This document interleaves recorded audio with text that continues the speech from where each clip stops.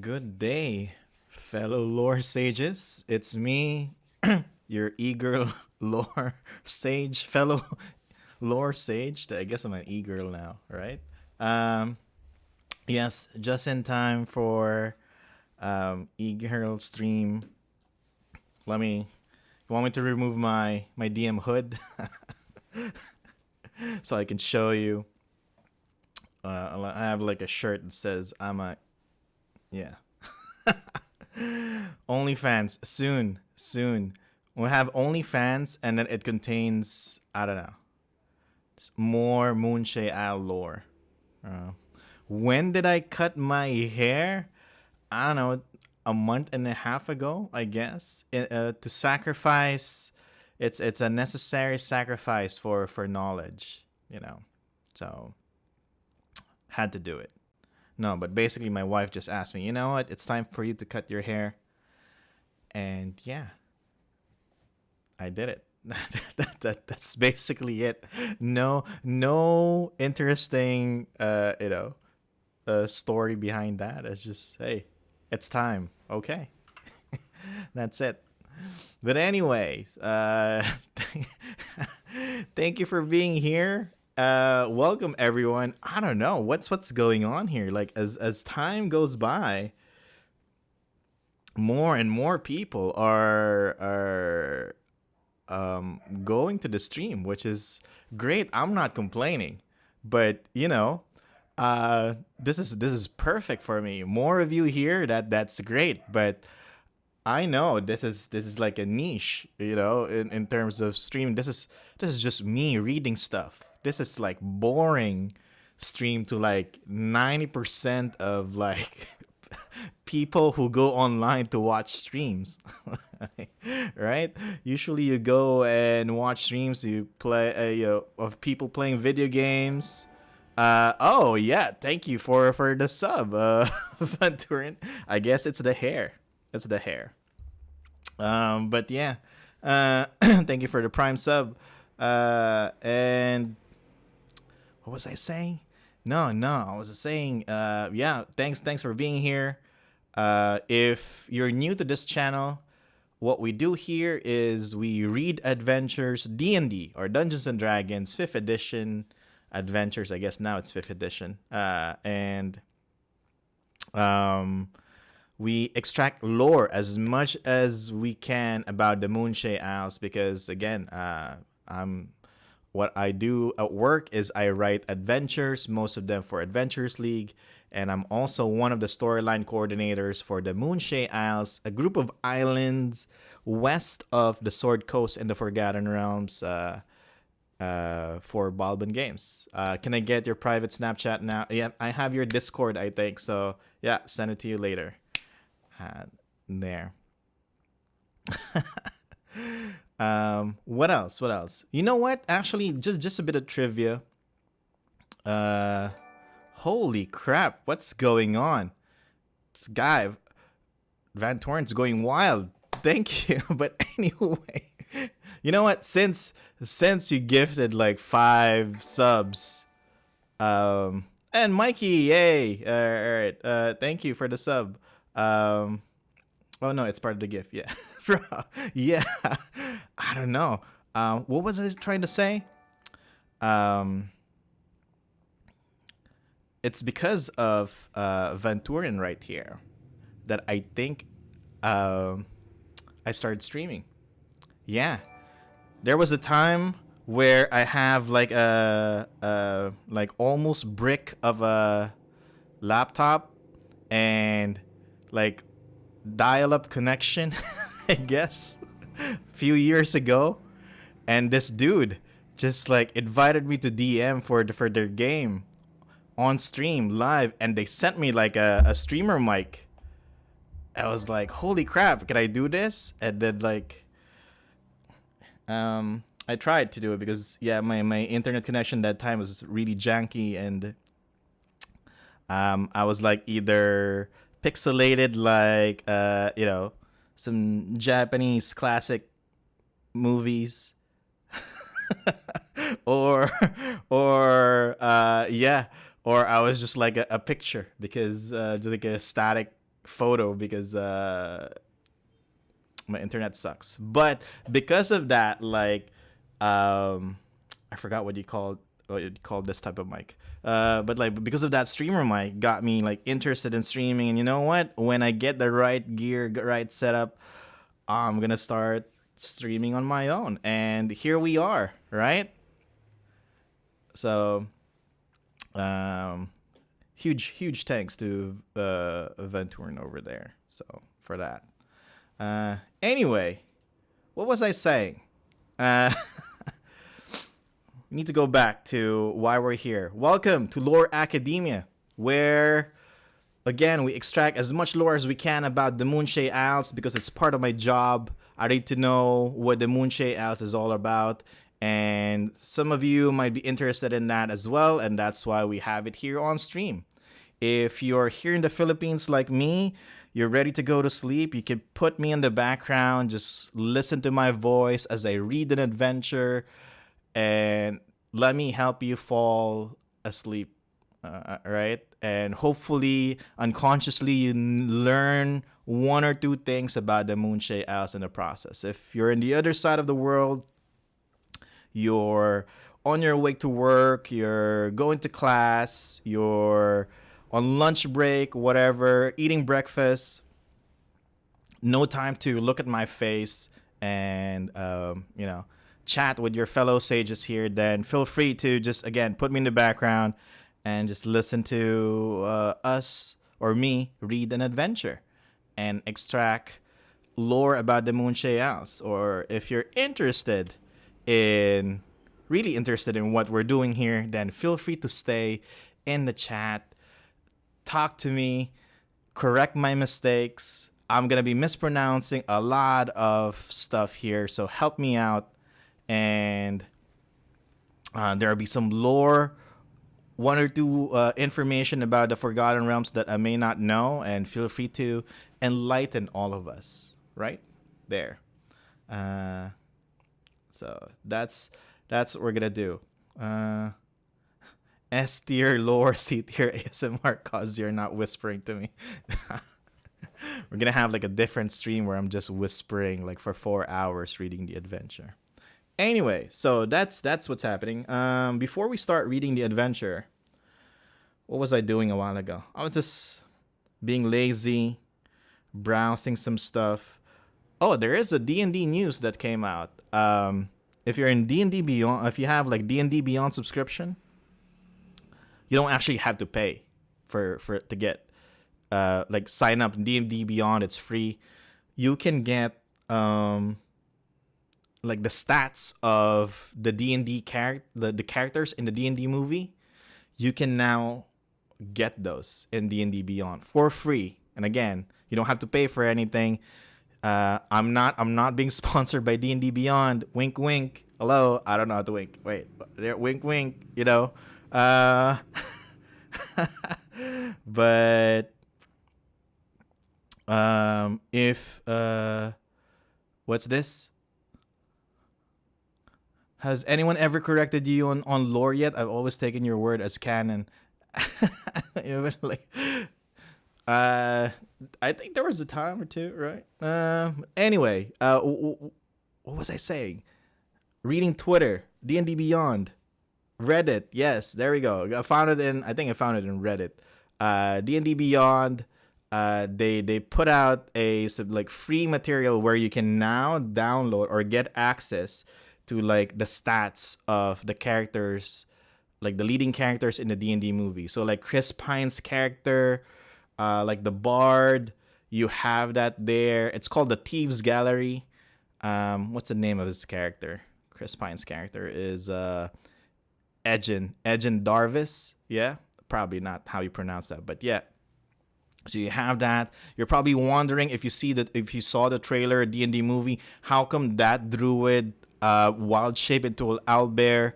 Well, that movie character now has a stat block that lets her wild shape into an owlbear, because why not, right? It's D&D. You can do whatever you want. They can definitely do whatever they want as well. So yeah, Wizards of the Coast did that. So you have that there. You can go to D&D Beyond, check that out. It's really cool stuff.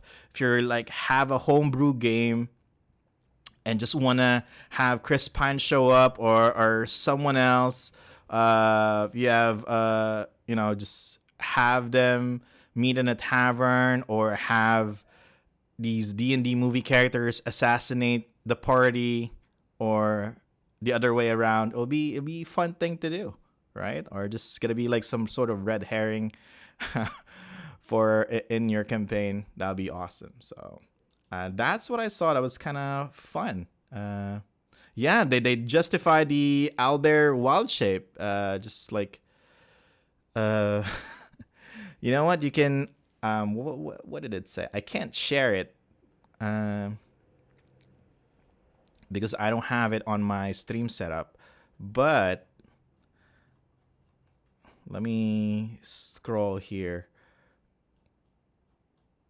Yeah, there's now like a ability like change shape basically. So she can transform into a beast with a challenge rating of 3 or less, or into an owlbear.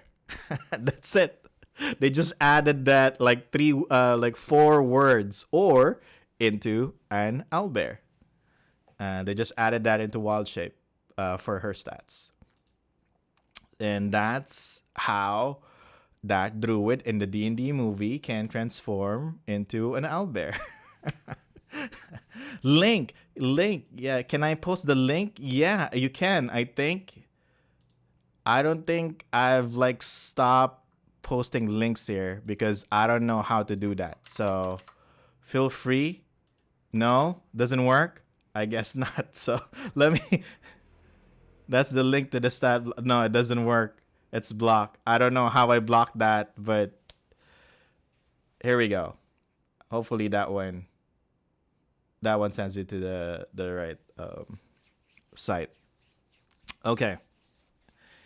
Yeah, that's it. So again, welcome everyone. What are we doing today? Today is an awesome day because remember that we're reading adventures for the Rising Shadows storyline. Rising Shadows storyline is the latest set of events that have happened in the Moonshae Isles. The Moonshae Isles is a group of islands, as I mentioned, like an archipelago west of the west of the Sword Coast, where you see Waterdeep, Baldur's Gate. There's gonna be like Baldur's Gate 3 game. I think there's a release date for that, right? So, are we gonna play that? And then there's gonna be Diablo 4 as well. Diablo, right? Diablo 4 happening, coming out soon. And then, what was I saying? Sword Coast, yeah. And then Neverwinter, you have that. You go west, you sail west, you find the Moonshae Isles. Yeah. And now we are on the 6th trilogy, right? Not technically the 6th because Moon 1 is not a trilogy. There's like 5 adventures in Moon 1. So, but we're like on the Moon 6 series now. So I'm showing you the story path. We started from the top center. We just finished the second row. We're now on Moon 6, which is like the third column, third row. Right there, Moon 6. And our goal is to go all the way down to Moon 20. Each of these circles or spheres have like 3 adventure modules in them, except for like the Moon 1s and the Moon 20. But yeah, it's gonna be a long game. Diablo 4 is the knockoff version of Diablo. Yeah. I don't know why I even went with that. But yeah. Has more oomph, right? If you go Diablo 4, yeah. Anyway, Diablo 2 is the GOAT. Unfortunately, as I mentioned before, like a previous stream, my mother did not let me play any games that are quote unquote evil, right? So anything with Diablo, Resident Evil, things like that, I don't have access to it. I played Diablo 3. Did I make money off of that? A little bit, I think. and then Diablo 4. We have so it got a remaster. Well, let me see if I'll have the time to play it because there's a lot of games there I want to play. Um, but once with no, that's the thing. That's why now I'm like a big fan of Dungeons and Dragons because before, as I mentioned, like in high school, I only played like 2 or 3 sessions. That's it, and I never saw D&D again until I'm an old man. Yeah, uh, till I became like a middle-aged dude that's looking for games, and now here we are, right? And I was thinking, yeah, it's probably like 3.5. Yeah, yeah, yeah. Anyway, before Twitch kick us to the just chilling category, let's go and check this adventure because I'm excited with this one. Um, I'm hoping, I'm hoping that we're gonna get to a different island because let me show you all with my super high tech map viewer called MS Paint. Um, this is does Twitch do that? No, I don't think they do. No, I, but actually, I'm not sure because I'm a newbie when it comes to streaming. So I don't think they can, but I'm not sure. Um, how do you zoom out? Zoom out. Zoom out. All right. So this is the Moonshae Isles. Okay. Um, this is the Moonshae Isles, and group of islands west of the Sword Coast, and we've been stuck. All right, we've been stuck since Moon 1. Um, all the adventures that we're doing are just here in this island right here, which is the Isle of Alaron. Okay, and there were some mentions of different isles like Oman, um, Gwyneth, Gwyneth. Yeah, there we go, Gwyneth. And then Snowdown. But we didn't actually go there. We're always here in this island right here, and 5 trilogies plus some adventures. I'm starting to get um not tired, but getting more excited to view other islands. I want to see what's out there. I'm now this commoner NPC that's excited to leave the island and explore what's out there. I want to know what's in the other islands. So hopefully this new trilogy will give us that. Will let us visit. I want to visit Moray. Exactly. I miss Moray. I want to go to Snowdown. Oh, heck, I'll even go to Oman with the Fomorians. Right. Let's go there. But let's see. Let's see. I'm excited with this. So let's start reading these adventures. And if you're hearing like motorcycles passing by, dogs barking, that's part of like immersion. Again, we're all sages here at the academia, and this particular academia, this particular place, this place of study apparently has a lot of motorcycles passing by and dogs barking. So it's all part of the experience. Okay. Uh, Motorcycles in the Forgotten Realms confirmed. But yeah, it's these constructs, these not constructs, these contraptions that we have here, vehicles that we have. Uh, so yeah. Then here tricycle. I heard a dragon growling. You know what? We can go with that, right? It's yeah. If we hear a motorcycle passing by, it's a dragon growling. Anyway, done with the map, done with the explanation.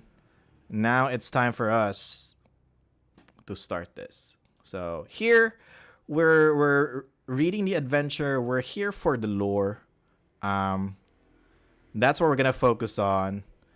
I'm gonna say that we're gonna skip a lot of technical stuff like combat, writing structure, design, and everything. But based on experience, we don't ignore them.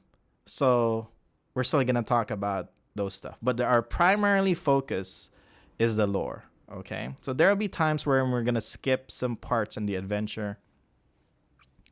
Uh, because yeah, either I'm lazy or we know that we're not gonna learn anything from like a section of the adventure. All right, so let's go with this. Um, a reopen eye. So this is the first adventure in Moon 6 trilogy.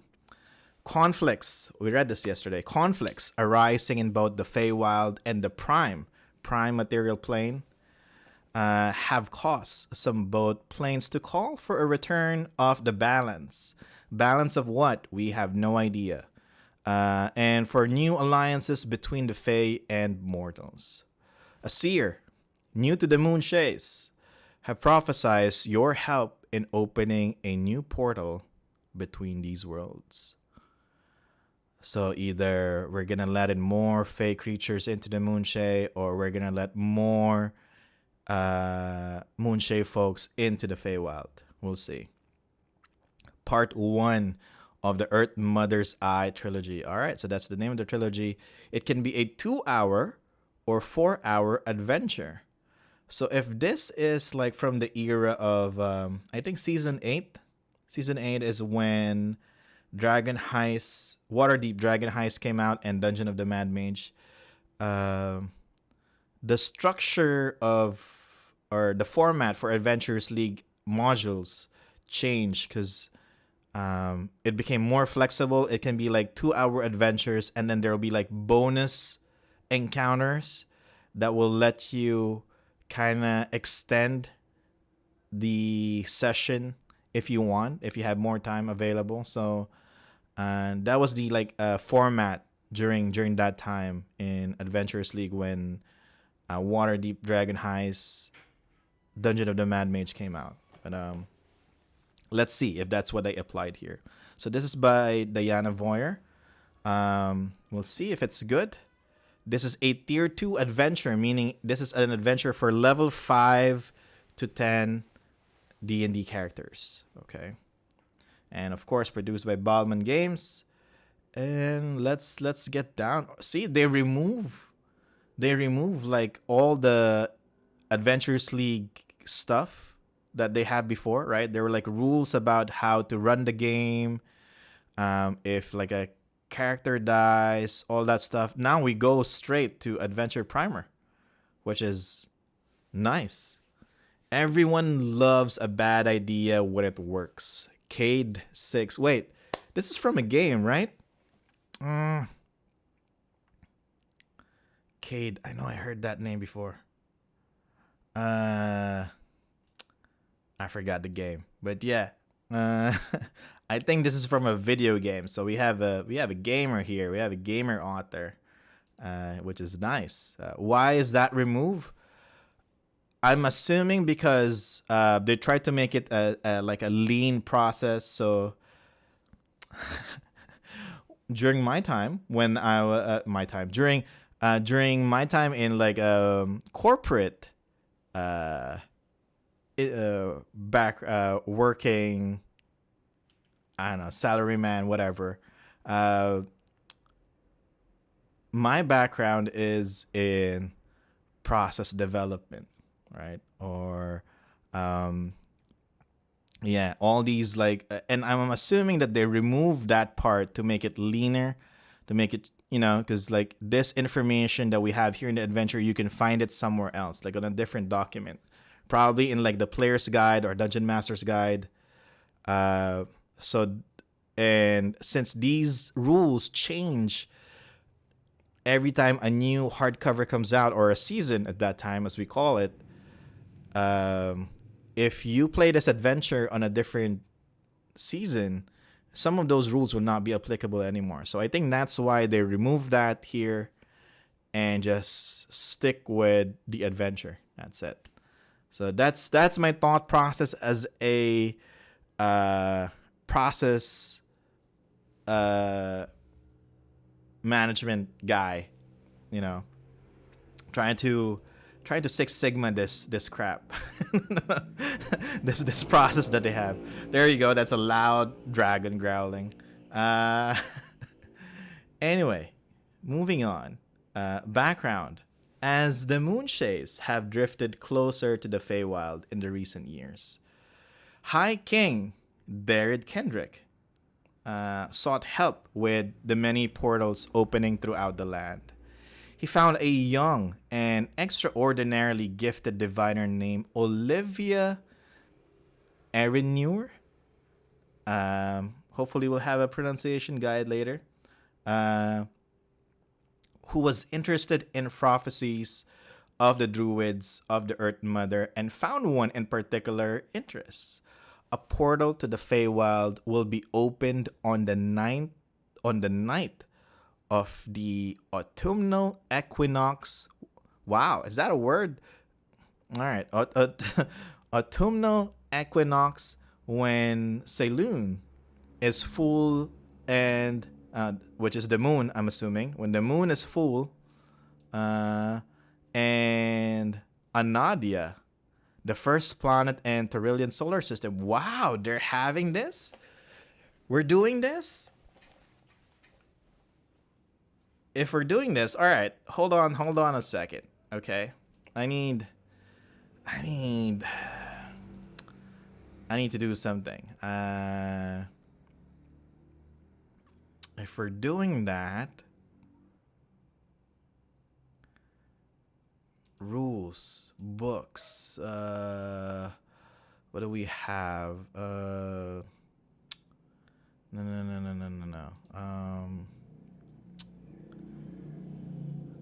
Where's my D&A Beyond? Okay.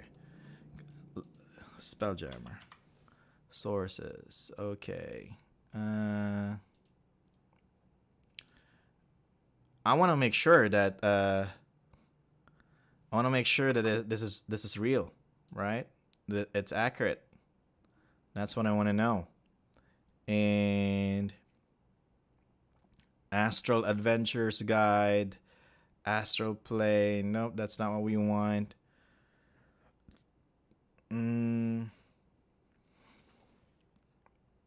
Ships. Nope. Where the heck is it? Creating wild space system. All right. Astral plane, realm space. That's what I know. Realm space. I want to know if it's accurate.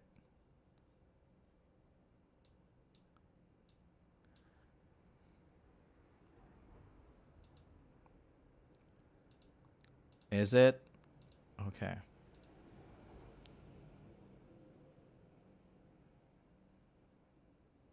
All right. I can't find it. There's like a photo of realm space supposedly. I can't find it anymore.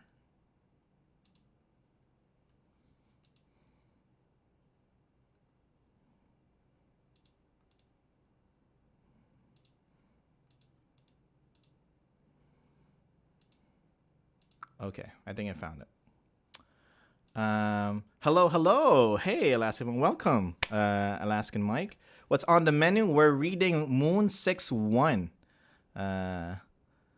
of the Rising Shadows storyline. And right now we're reading the background. It says here that when Saloon, which is the moon of our world Toril, and Anadia, which is the first planet, which I wanna verify. There you go. I think I uploaded it. So let me see. There we go. Realm space. The sun. And then the first planet is Anadia. All right. Which is 50 million miles from the sun. 12 hours travel using a spelljammer ship. All right, so we have that. All right, so we have Anadia. Kolyar is the second planet. Toril is the third one, similar to Earth. So we have it here. Nice. Okay. So they're saying that. So when those two celestial bodies align, something happens, right? This diviner was brought up on the plains and is of the opinion that the lack of real connections between Prime and other planes disrupts the balance. The balance of what?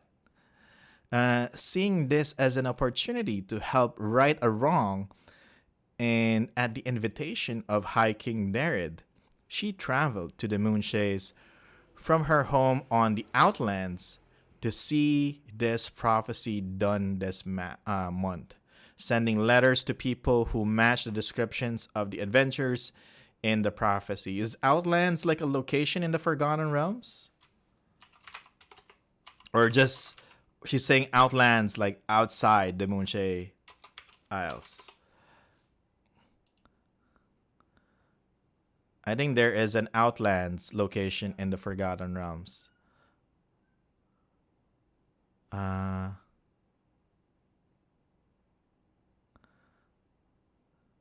Oh, it's a different plane.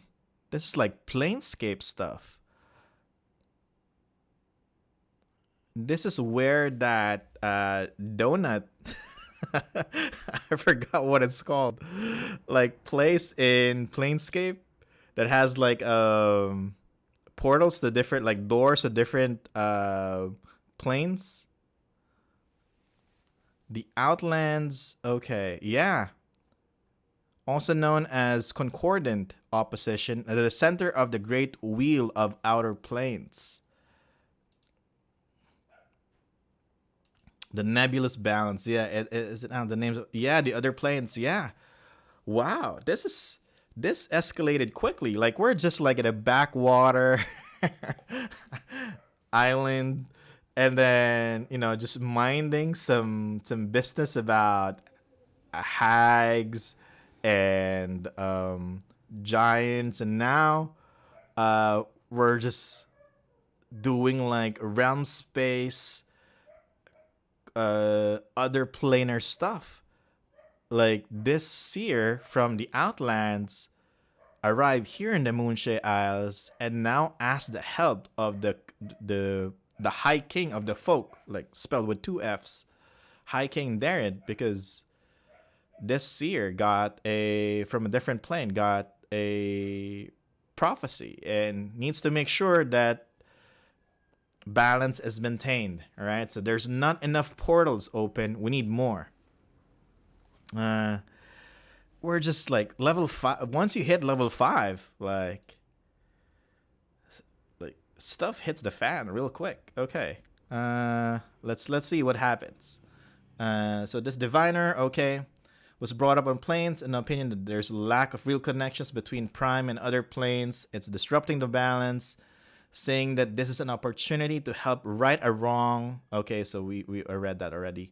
At the same time, a thought struck the fancy of one of the Lishay.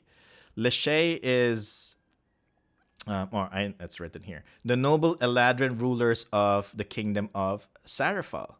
A portal to the Feywild should be opened on another isle. Ho? She too knew of the prophecy, and her thoughts wandered to the moonwells on Alaron, eyes of the Earth Mother, who long ago allowed them to settle on the Moonshaes.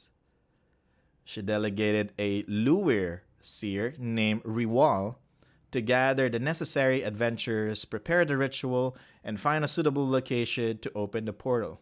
After some brief investigation, Riwal settled on the Moonwell in Rushdown Wood. Okay.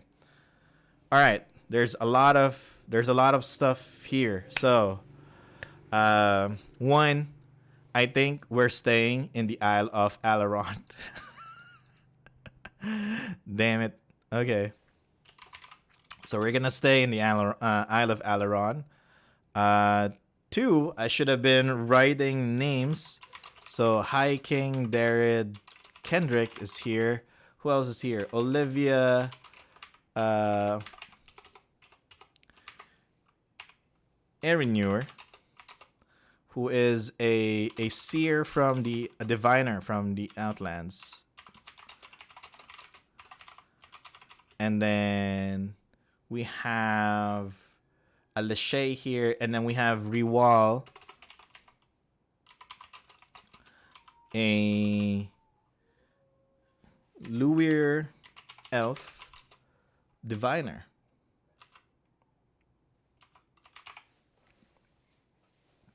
All right, so let's break down this paragraph right here.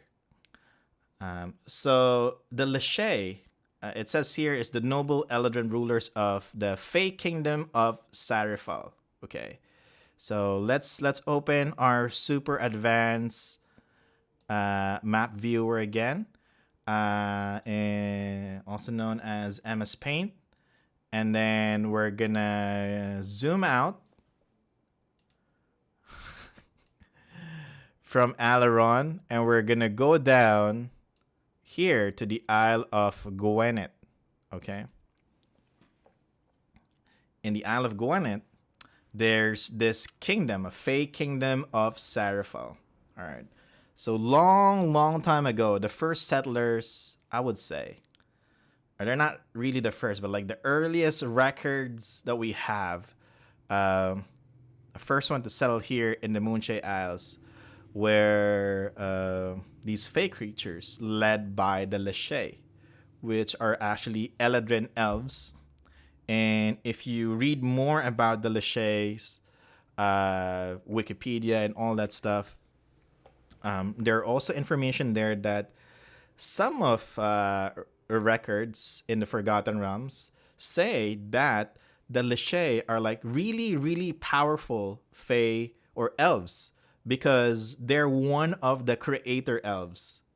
Like they're directly like blood droplets of Corellian. So Corellian, the god of the elves, remember, got wounded by Groomsh, I think. Yeah. God of the orcs.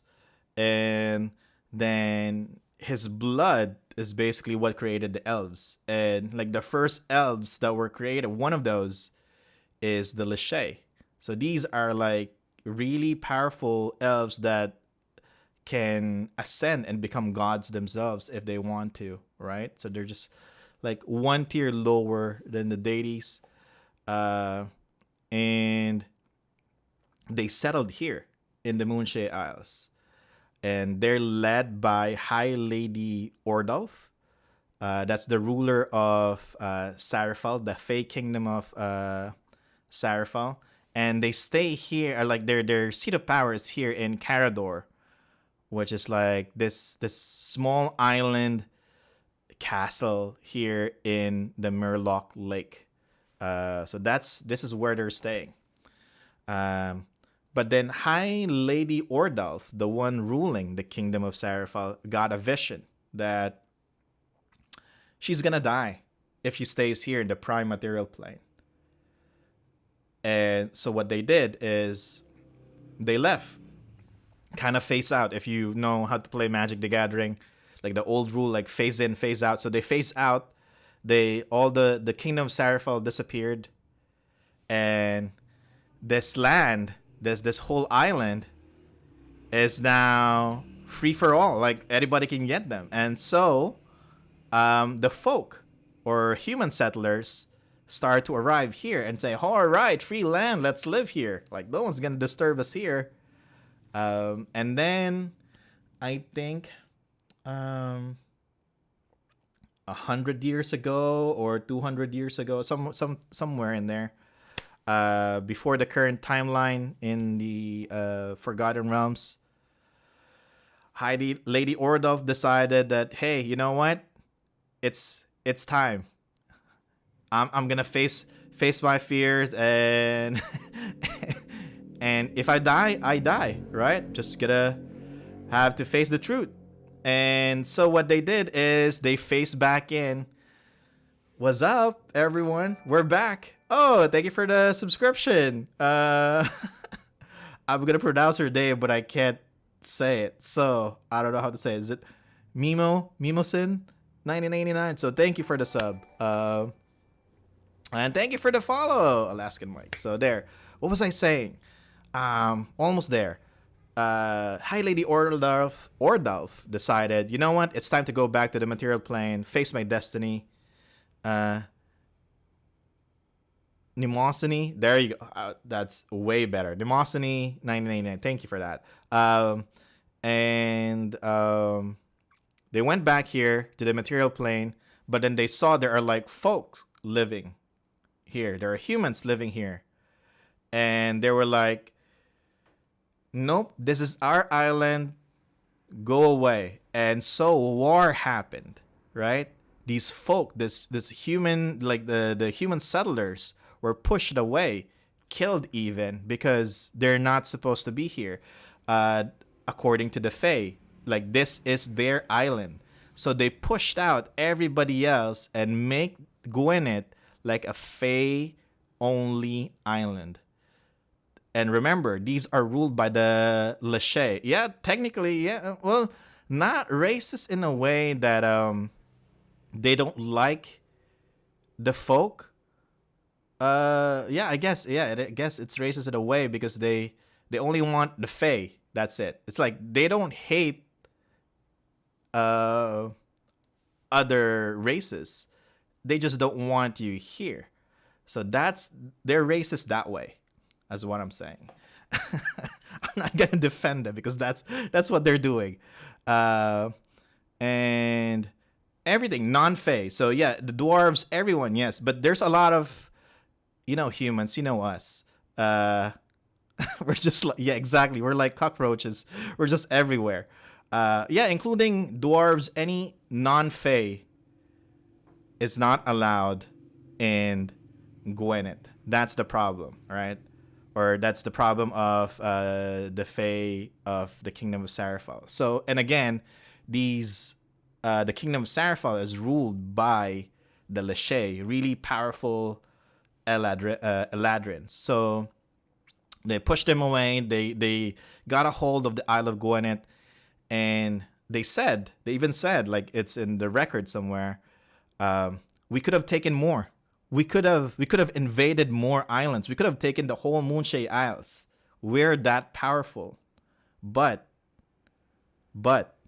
we just want our island back. We just want Gwyneth back.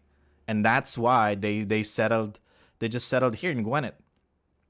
So until recently, Gwyneth is kind of closed off to Fae folk. That's why in the Living Forgotten Realms adventures, if you've been there during our stream reading 4th edition adventure modules, there's one where they had to go to Gwyneth and there's like a secret trade going on because non-Fae are not allowed.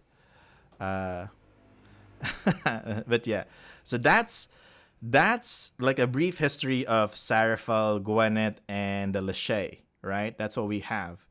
And then what else do we have? There's more. A portal to the Feywild should be open to the other side. So here, they were saying there is a portal in Carador, right here in the center of Mirlock Vale. This is basically what they use. There's like a metal, basically. It's like a magical device made by elves. Like super strong stuff. And this one is kind of like the portal that they use to face in and face out of the Feywild, right? So it's there in Carador. And this Lachey in our adventure is saying there should be more portals. We need more connections to the Feywild. Open more portals. Is that what they're saying? Is it a two-way portal? Nobody knows. I'm assuming yes, because they face out and face back in. Like they move back to the Feywild and then they move back in here to the material plane. So yeah, I'm assuming it's two-way, but there's not a lot of information about it, so we don't know how it works. Like, is it as easy as, flip a switch and then the portal is open, or are there like big energy requirements, something like that? We're not sure. Um, I hope like a storyline coordinator in the Moonshae Isles can expand on that someday, right? Um, and then what else are they saying here? She too knew about the prophecy, wandered to the Moonwells. Moonwell is, again, one of the deities that is most worshipped here in the Moonshae Isles is called the Earth Mother. Earth Mother is basically a primal spirit of the land of the Moonshae Isles. That's our definition now in here in 5th edition. Some say that she's like an avatar or an aspect of Shantea. But right now we're leaning more on like a primal spirit. And the moon wells are kind of like her like magical wells where some of her power can be accessed. Like some of the power of the Earth Mother can be accessed. And some say that in the moon wells, that's what the Earth Mother used to get a look or like peek at what's happening in the material plane. So if you see in our map, going back in our map, and I'm gonna zoom in a little bit. So if you see on the map, there are like there are moon symbols here. Those are moon wells. That means in that area, there's a moon well there. So it's a source of power. It's and here there's not, the clerics are not really like the main source of religion, and so, or like the not really the source, like the one who spreads religion or protects the words of their deity or other stuff. It's the druids here. Again, heavily influenced by like Celtic lore, Celtic Welsh lore. And the druids are the one that protects the wells. And instead of having a church and then you have a cleric and or a temple and a cleric, and that's where you worship, here in the Moonshae Isles, you go to a grove where there's a moon well, and then there's a druid there that kind of facilitates, worship and stuff. So that's what we have. So I think they said that in the Isle of Alaron, we're going to the Moonwell here in Rushdown Wood. So this is where we're gonna be at, right? Are the wells similar to the ley lines or place at? I would there's similarity to that. It's not really clear.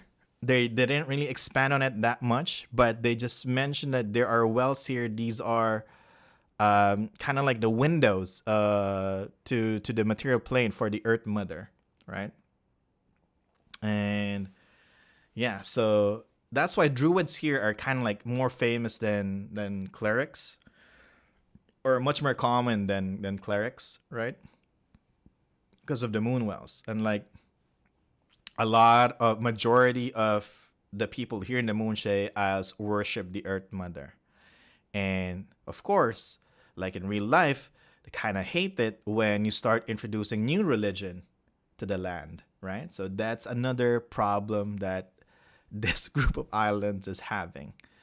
So there. So that's what's happening. And then what else? What else did they say? Eyes of the Earth Mother, who long ago allowed them to settle in the Moonshaes, now they settle. They delegated a Luwir seer, a Luwir. I'm probably pronouncing that wrong. There's an H there somewhere. That's like LH something, but a Luwir, Luwir, is also an elf, kind of like a high, similar to a high elf. So I'm just gonna be rambling stuff, and again, sharing to you what I know.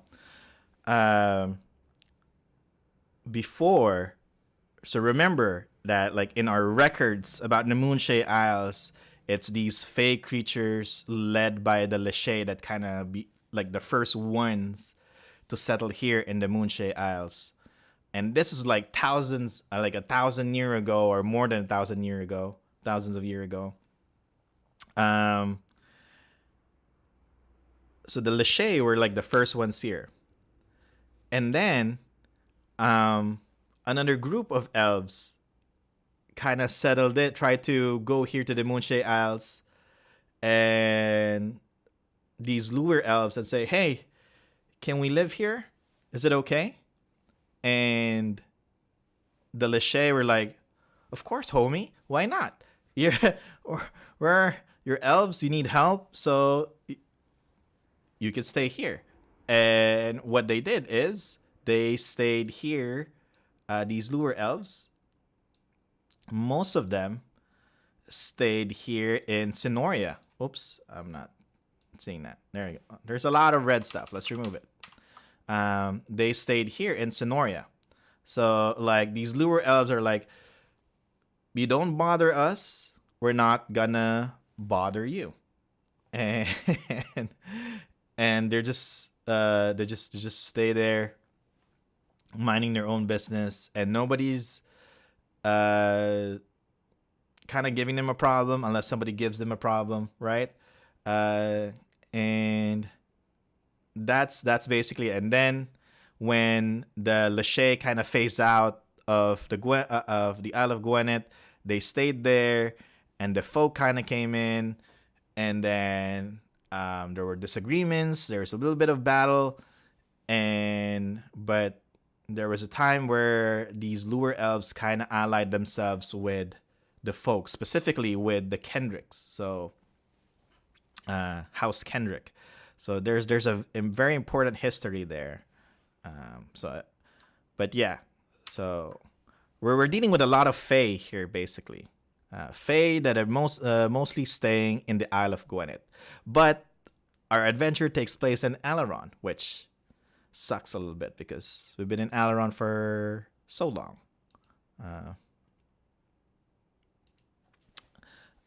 Yes. Uh, so that's where we're at. So the Lachey goes and says, you know what? I'm gonna send a Luir seer named Riwal, gather adventures for based on what we saw in the prophecy, and then find a place where we can open another portal. Okay, that is the plan. And after that, they settled on Rushdown Wood, which is, we got that information.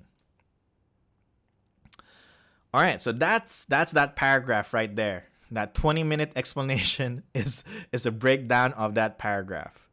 And then worlds collided in Dorset when these two seers met. Oh, there's conflict. What do you mean? When these two seers met, found their common goal, and started working together. There's no conflict. They work together. The autumnal equinox is today. Saloon. Is it saloon or saloone? Because I hear both. I'm not sure which is the right one. But I hear a lot of people pronouncing it as saloon. A lot of people are saying it saloon. Saloone. So, all right, but yeah, saloon. I'm also a saloon person, so we'll stick with that. So saloon will be full. I like that the author is sticking with the name of like our celestial satellite, right? Like our moon. Instead of calling it moon, she's like sticking with the name saloon. So saloon will be full, and Anadia is in retrograde. And the adventurers present all received letters a 10-day ago asking them to meet in Dorset on the Isle of Alaron in the Moonshae Isles on this date for the fulfillment of an important prophecy. So we're going to be we're gonna be. Where is Dorset? I'm trying to find Dorset. Uh, there we go. We're gonna meet here in Dorset and to talk about going to the moon well in Rush Downwood. So this is the place. So south of Alaron. That's where we'll be.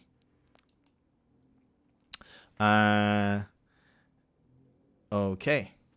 What else? And then it's a lot of stuff. Episodes. Okay. The adventure story is spread over 3 story episodes. Yep, this is gonna be like season 8 stuff if you're familiar with Adventures League, which is like the era of Waterdeep hardcover adventures. So it's a 2-hour adventures. You have bonus episodes which can extend it to 4 hours. So episode 1, Anadia in retrograde, the adventurers meet 2 seers to inform them of their role in a prophecy. This is their call to action. In episode 2, Saloon is full. The adventurers travel to the Moonwell and meet its guardian, who does not necessarily want the Moonwell to be used in this way. This is story objective A. All right, you know what? I'm starting to see a let's see if this is a plot hole, okay? They call these moonwells like isn't it supposed to be like saloon wells? Like the word moon is the name of our orbiting satellite here on Earth, right? So in Toril, the moon is called saloon, right? So isn't it supposed to be like saloon well? That would sound bad, right? Our satellite is also named Luna, as we're Terra. Oh, right. So maybe like a yeah. So there's probably like a common name for our satellites or our moons, right? We call it moon, right? And but yeah, if you're like hardcore, like this is the name of that floating piece of rock right there during nighttime is Saloon, surrounded by its tears or like the asteroids. Then it shouldn't be called a moonwell. It should be called Saloon Well, right? Anyway, episode 3, the equinox. The adventurers perform the ritual to open the moonwell as a planar portal.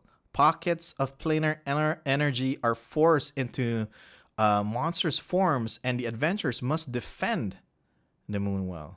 All right, so they're using the moonwell, as I mentioned. This is like a magical source connected to the Earth Mother. They're using it to open a portal, or they're using the moonwell to create a portal. And then you have bonus objectives. This is what will extend the adventure from like 2 hours to 4 hours. These are kind of like side quests in this module. A poor poet. The Moonwell's guardian wants another opinion before allowing the adventures to continue.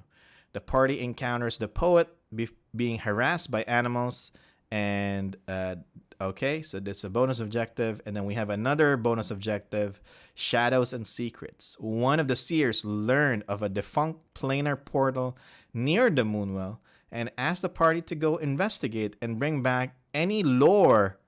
Yes, please. Yes. Any lore they find.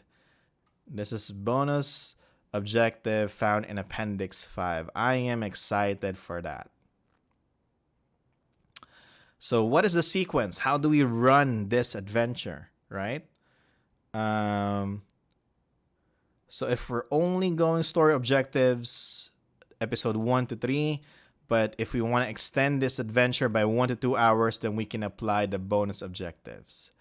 And then if you go to the next page, you have our flowchart. So you know how to run this.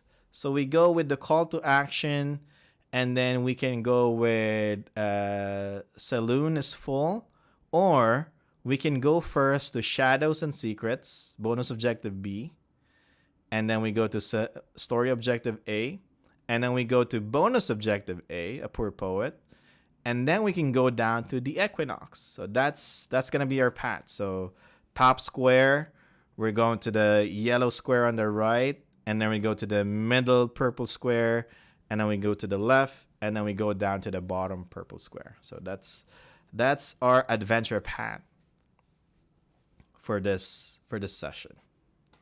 Okay. All right, let's go and do this. Episode 1. Anadia in retrograde. What's happening here? Into the woods. So this adventure begins in Dorset. I think we've been to Dorset before, right?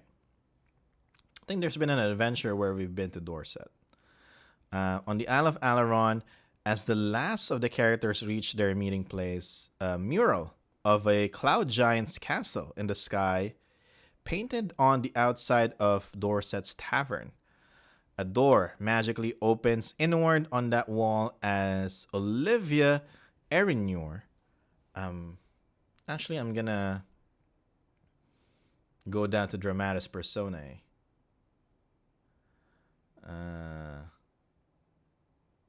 We have a picture. Erinure.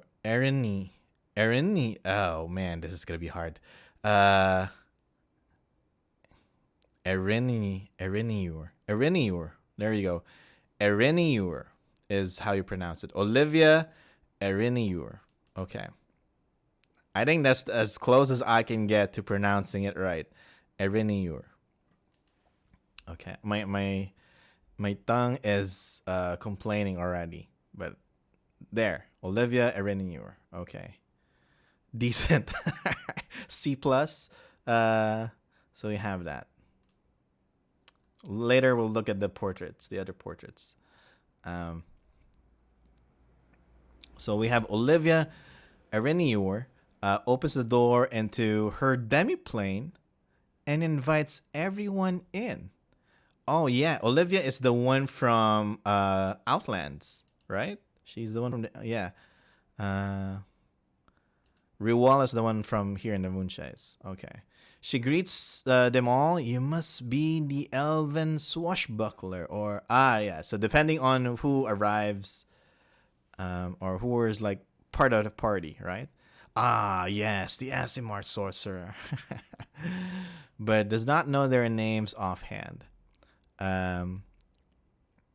So depending on like the call to action, which was not part, hooks, adventure hooks, which I don't think we got.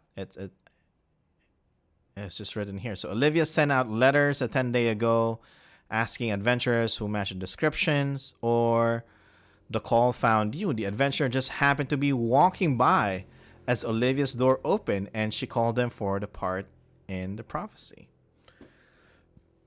Okay.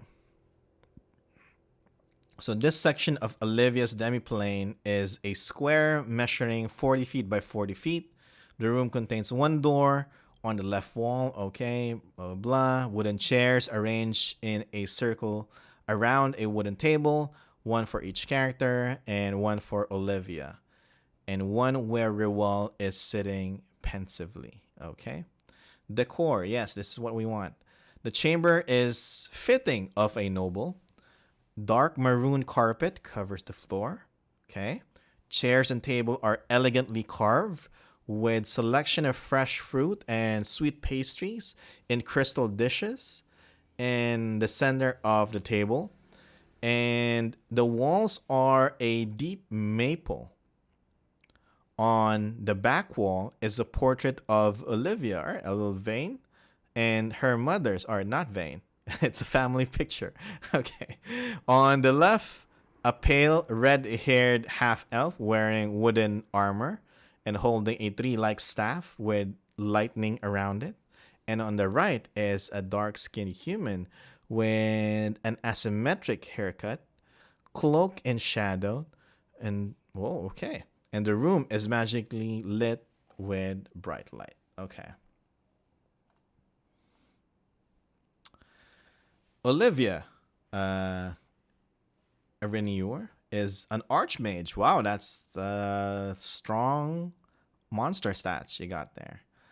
Is here along with Riwal, who is also an wow. They have like really high CR stats. It's an archdruid. Both of their goals are to brief the group on the prophecy on how to fulfill it. Olivia is working on behalf of High King Dared. High King Dared is the ruler of all the folk. Folk is spelled with two F's, so FFOLK. So it's there are two ways to use that term. Folk is collectively like use what you call the locals in the Moonshae Isles. So it doesn't matter where you're from, like your ancestry and all that stuff. If you're born here, you're local, then you're a folk. And then the other term where you use the folk is like the human settlers that arrive here first in the Moonshaes. All right, the first human settlers that arrive here, because there's another human settlers called the Northlanders. So they're, and then there's another war that happened between the folk and the Northlanders. All right, but anyway, High King Dared Kendrick is the king and ruler of the folk, meaning collectively the Moonshaes. But right now, from what I know, High King's hold over his kingdom is not as strong as you would expect. Like a lot of people are like this close into like either ignoring him or just protest in like replacing the High King because I guess he's not that charismatic as well, and did some stuff that a lot of people in the Moonshaes don't like. Okay. Anyway, what do they know? So, Olivia has a letter from the High King asking her to investigate the portal to protect Alaron from malicious Fae. She'll share the letter with a party if asked. Okay. What do they know? After offering tea, wine, or ale to everyone present, Olivia begins the briefing. There's a moonwell about 5 miles northeast of here in Rushdown Wood. Olivia doesn't know much about it because she's not from here. I'm not what you might call from here, yes, other than Reese, as she calls them to their annoyance. I don't know what Reese is. Is that like an Outlander term? Here it is. Claim that it's an eye of the Earth Mother, whatever that means. And that it's a well of planar energy. Oh, this is a good information about the Moonwell. Like I keep saying that Moonwell is like a source of magic, right? It's a window for the Earth Mother so she can see in the material plane. But now we get like a more specific explanation as to what these moonwells are. So it's a well of planar energy, and this makes it a perfect place for a new permanent portal to the Feywild. All right.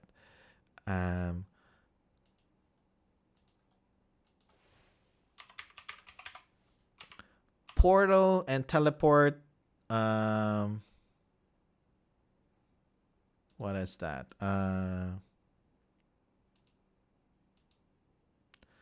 It's a conjuration magic. So I guess there's like a strong conjuration magic around Moonwell since it's a planar energy that you have there, right? And then to the Feywild, and she's prepared a ritual to do just that. This particular group is involved in a prophecy to open the portal at dusk under the present astrological conditions. It's fate. You can't say no to fate. And then Riwal, the Luwir elf, tells us that the member of the Lishay A powerful Fae group in the Moonshaes has sent them specifically to see that this prophecy is fulfilled, and goes on to explain that Amunwells are holy sites in the Moonshaes, watched over by druids, as explained earlier. Riwal also offers directions to the Moonwells, to the Moonwell, and notes of the local flora and fauna, and a prayer to the Earth Mother for the party's success. Oh, that's nice. As an emissary of the Lachey, Riwal knows and is happy to share the information about the Lachey found in the Moonshae Isles Regional Guide, which you can get in dmsguild.com. Very, very good resource, which we'll probably read like soon, you know, because there's all the lore about the Moonshae Isles, what's going on so far. It's probably going to be there. If you are running Objective B, bonus Objective B, Olivia says that she forgot that the scroll with the ritual on it in the other room and asks Ree, oh, this is a person. Who is it? To grab it for her. As they begrudgingly go, Olivia mentions in a hushed tone that there's a non-functional pre-spell plague planar gate complex not too far from the Moonwell. About a half hour's walk southwest. She'd really appreciate it if the adventurers could go there and see if they can find any documents related to the gate's previous function. If you are not running, okay, bonus objective B, then Olivia produces a scroll and hands it to the most trustworthy looking party member and explains that the magic on the scroll can be used by anyone, and all they need to do is start the ritual at the right time. The ritual will take 5 minutes, and during that time, nobody and nothing should touch the Moonwell. If anyone does, it could be banned for the surrounding area. And you, mostly you, just trust me on this. You do not want to know. Okay, so the call to action is fulfill the prophecy, and by opening the Moonwell and defending it until the ritual is complete, so we can have another portal to the Feywild. Okay, and we need to do it at a certain time. I was about to say something, I forgot.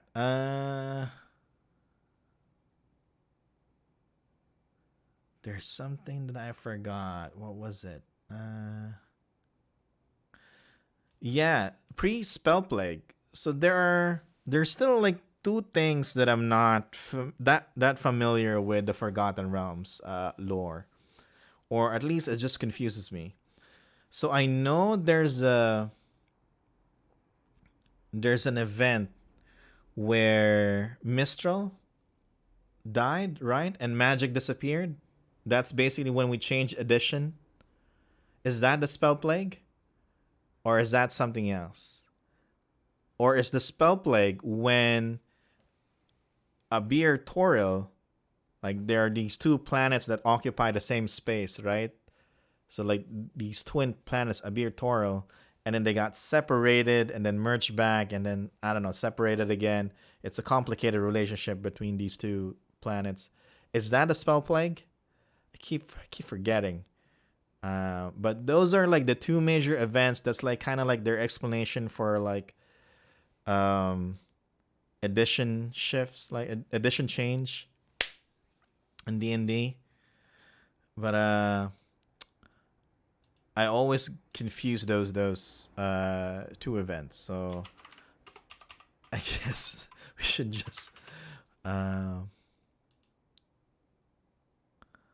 Google it.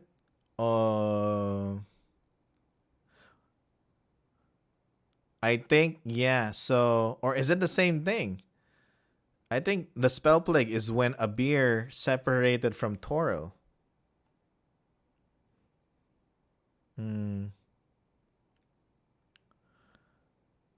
When Mistra died. So it's the same thing. I think it's the same thing. I think it's the same thing. So it's let me read what I have in wiki. The most popular and widely accepted theory about the origins of the spell plague was that this calamity was caused by the death of Mistra, the goddess of magic. And with that, um, there's the plague, the storm of blue fire, and what happened. Yeah, because I think because there were problems with the maps of the Forgotten Realms, and it was kind of they it keep on changing, so that's why they have this not excuse, but their story of like separating Abir and Toril that kind of coexists together and then merge back. So and like places in Abir will now uh um appear in Toril and then vice versa and that stuff. So but this happened before that. I mean the portal in our adventure. Yeah, I'm just trying to see if there's any more information I can find in the wiki. So it happened by 1395 DR. All right.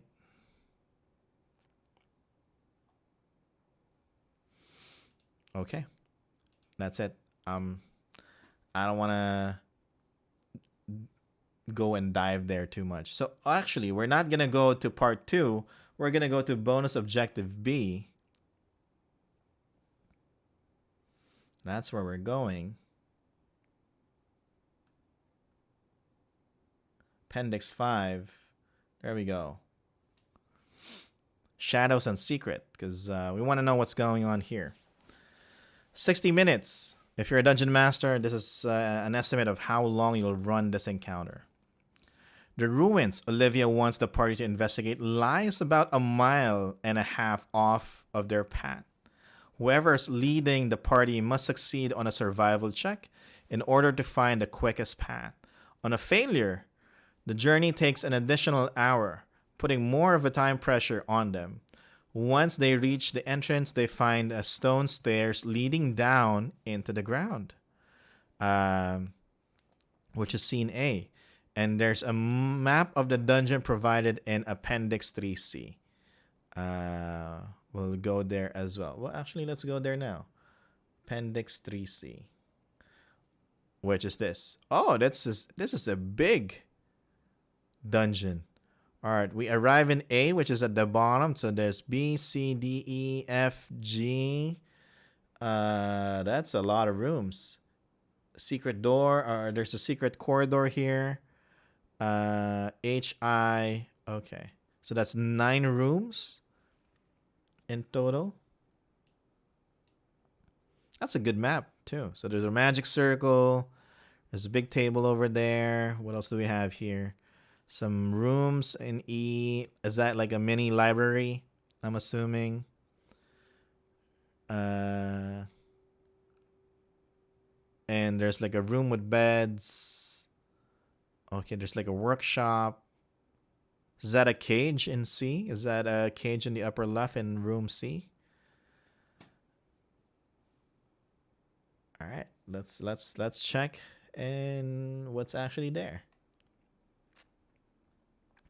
Dimensions and terrain. The stone making up the dungeon is unnaturally jagged, with juts so small and fine they seem to fit some perfect design and most certainly seems out of place in the otherwise natural forest. The only light in this dungeon is the characters that they bring in. There are no windows. And smells and sound, except in scene E, the dungeon is unnervingly quiet. Sound produced does not echo more than in the room, and the characters feel smaller as a result. The dungeon smells damp and musty, and it seems like no one has been here for a very long time. I love places that hasn't been explored yet. All right. Doors. What do we have for doors? Doors. Several doors are hidden, requiring success with a perception or investigation check to spot and open them. Other doors are simple stone doors and can be opened without a check. All right. All right. They're stone doors. Are they made by dwarves or? Because like, unless you're rich, like, doesn't really make sense to have like doors made out of stone, right? Or unless you're really good at crafting and making stone doors, I guess. Welcome mat, scene A, so or room A. The opening area has two doors on either side. This area was an entranceway for the gateway. Gotta make your dungeon tight. Yeah, exactly. Like, just imagine like you're making like you're doing your basement, right? Or a bunker, and you gotta go and say, you know what? Hundreds of years from now, this is gonna be like a dungeon, you know? So might as well make it look cool. Have some puzzles here and there. Have a way to open this door aside from with a key or something because, you know, if this gets discovered 100, 200 years, 300 years from now, they gotta say that yeah, this dungeon is tight. You know, they discover food, the like expired food and some artifacts, which is kind of like our like items, like technology that we have now, things like that. But yeah, I like trapdoors, but my PCs are all too careful. If I start using them, they will never trust a door again. Yeah. Mm. They fought a magic carpet once and now they don't trust rugs at all. Yeah, yep. Exactly. Yep. I know the feeling. I know the feeling. Anyway, going after scene A, we got scene B and D. So, guard rooms, these areas are reserved for security areas to ensure no intruders made it into the attached areas. And then we get a laboratory. Nice. This area used to be a laboratory for experimenting on creatures and objects that came through the gateway. Oh, yeah, I was asking if there's like a cage in room C. This is a laboratory, and they study whatever comes out of that portal. Several remnants of those experiments are still here. Rusty scalpels, iron cage in the corner, which I'm right, and broken vials and jars on the stone countertops. Uh, and then you have scene E. We have the library. This is good. This room is covered in bookshelves, but precious few books remain after years of disuse and raiding. I thought nobody's been here for a long time. Uh, the few that are still here are currently in a pile next to Ilikana, which I guess is on the next part. Creatures NPC. Ilikana is a Goliath, warlock of the Great Old One, poring over the 5 remaining books, sitting down in the corner. Let me just write her name.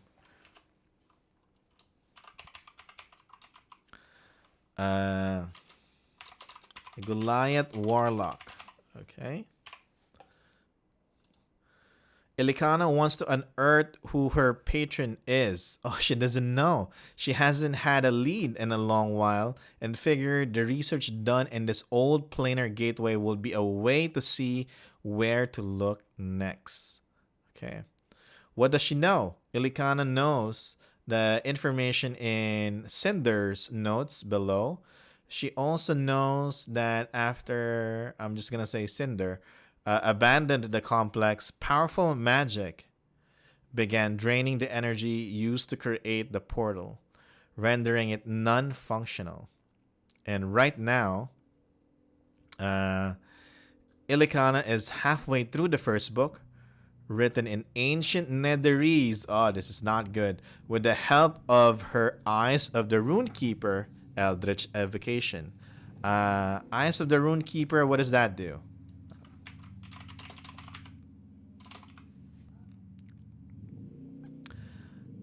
You can read all writing. Okay. Wow, that's a good gift from your patron if you got that. All right, so she can read anything. Uh, the titles of the books are all in ancient Netherese. Um, Let me see if I remember my lore about this. So the ancient Netherese are those that live in those floating islands. So they're like very powerful spellcasters, and they're so good with magic that they were able to make like so they go like at the top of the mountain, they cut off like the top part, like the peak, and then turn it around and make that like a, and then use magic and make it float into the sky, and that's where they start living. uh so those are like the Netherese folks, and they're like super super strong magic casters. I think they're also mostly human, if I remember correctly. uh So we have, what books do we have? A Survey of the Planes of Existence, The Effects of the Incident on Planar Pathways, the Tome of Anotus. Well, who is Anotus? Do we have anything on Anotus? Anotus D&D. Nope, we don't have anything on Anotus in Google. And then creatures of the far reaches, so far realm, I'm assuming. Yeah, far realm stuff. And on the efficacy of Sherlock. uh there is one other notebook written in Thayan. Thayan is again another kingdom that is good in using magic. Right now they're being ruled by a group of Zulkirs, and then the great Zulkir, the one that rules all the other Zulkirs, is Zastab, who is a lich, and I think is gonna show up in the D&D movie based on the trailers that I've watched, because I know that there's gonna be Red Wizards of Thay in the movie based on the trailer. So there's one written in Thayan. The Notes of Cinder, who is an exiled Red Wizard of Thay who attempted to assassinate. Wow! All right, so these are like. Let me read it first. An exile Red Wizard of Thay who attempted to assassinate Robin and Tristan Kendrick to take over the Moonshaes. The notes details his identification and construction of this site to bridge to the Feywild, his experiments with the portal, and how the Fey did not take his bargain for help in his attempted assassination. All right, put a break on it for a second, because this is put it on the NPC list. Yes, I will. One, who doesn't know who her patron is? Robin and Tristan Kendrick are one of the two leading characters in the first trilogy of novels for the Moonshae Isles. So this is like long time ago. All right. So Tristan Kendrick became the High King. Spoiler, obviously, but this is like 30 years ago. Like the novel has been out for like 30 years. Yes, they're dead now. They're dead. But if you read the novels, like the first trilogy, Tristan Kendrick is kind of like the hero there, like the leading character, and then she marries Robin, and then I know that one of their daughters is Alicia Kendrick, High Queen Alicia Kendrick, who kind of brokered peace between the folk and the Northlanders. As I mentioned before, there were like human settlers and then different human settlers, and they kind of went into war as well. And then High King Darid Kendrick, who is the current High King, is the grand son of Alicia Kendrick. So Tristan Kendrick is like the great grandfather of the current High King. So this is a long time ago. All right. And I wonder if let's see. Cinder. Oops. What's going on? Give me a second here.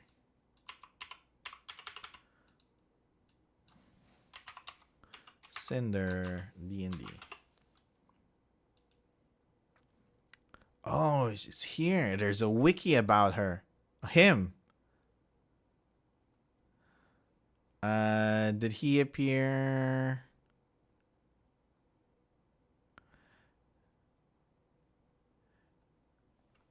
Novels, Black Wizards. The Black Wizards is in the trilogy that we have from Douglas Niles. So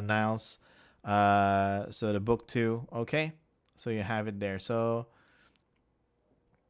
they're going back to the novels here. This is good. Cinder is human. Yeah, human wizard, Thayan wizard, living in Caer Caladir. All right.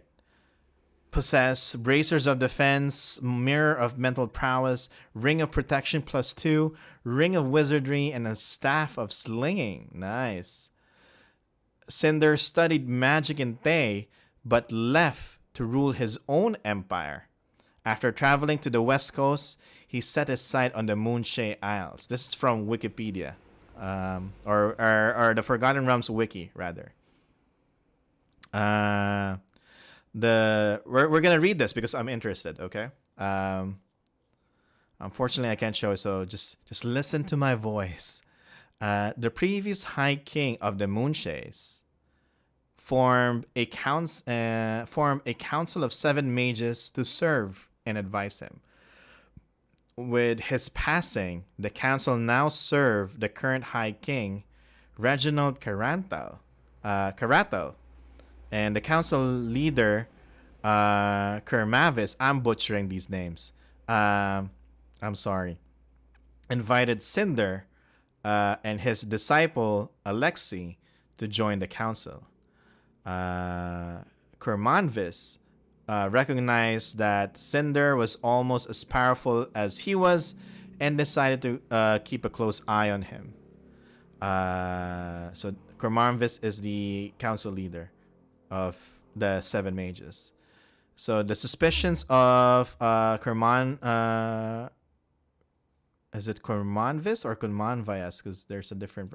We'll go with Kermanvis. Kermanvis were correct because within 3 years, he and the 5 of his fellow sorcerers were dead. But they were killed.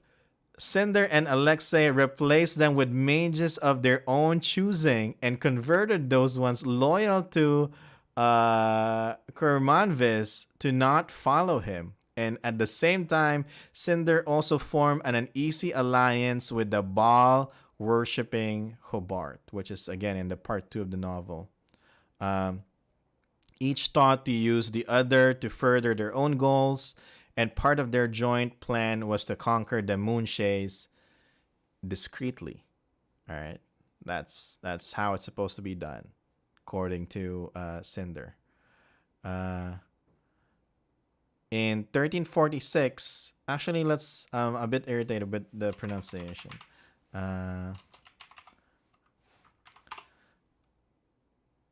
Yeah, there's nothing here, so I'm assuming it is Cinder.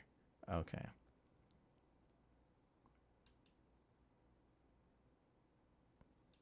In 1346, they began to act on their designs. Okay. began to eliminate the druids of Alaron and murder a lot of people. Oh, this is I think this is important. For some of more delicate murders, Cinder retained the services of Razfalo, a half-orc assassin trained at the Academy of Stealth in Kalimshan. Working through Razfalo, Cinder eliminated the royal lines of Snowdown and Dinigal. That is important because if you remember, the Isle of Snowdown is now ruled by Omnians. Now it's now the Viceroy of Westfall, Lady Erliza Darisin, that rules the Isle of Snowdown, which is just below the Isle of Alaron, right? And the royal line there disappeared because of Cinder, a red wizard. He's the cause of why they were assassinated. Dinigal is in. I know there's a Care Dinigal. Where is Dinigal? In Moray. Moray, yes. Not Care Dinigal. There's a Dinigal location below Care Moray. There's Dinigal. Okay. Cinder gave Razfollow. Where is that? Cinder gave Razfollow the task of ending the Kendrick line in Corwell and bringing back the sword of Kimric Hugh. Kimric Hugh is the first High King of the folk in the Moonshae Isles.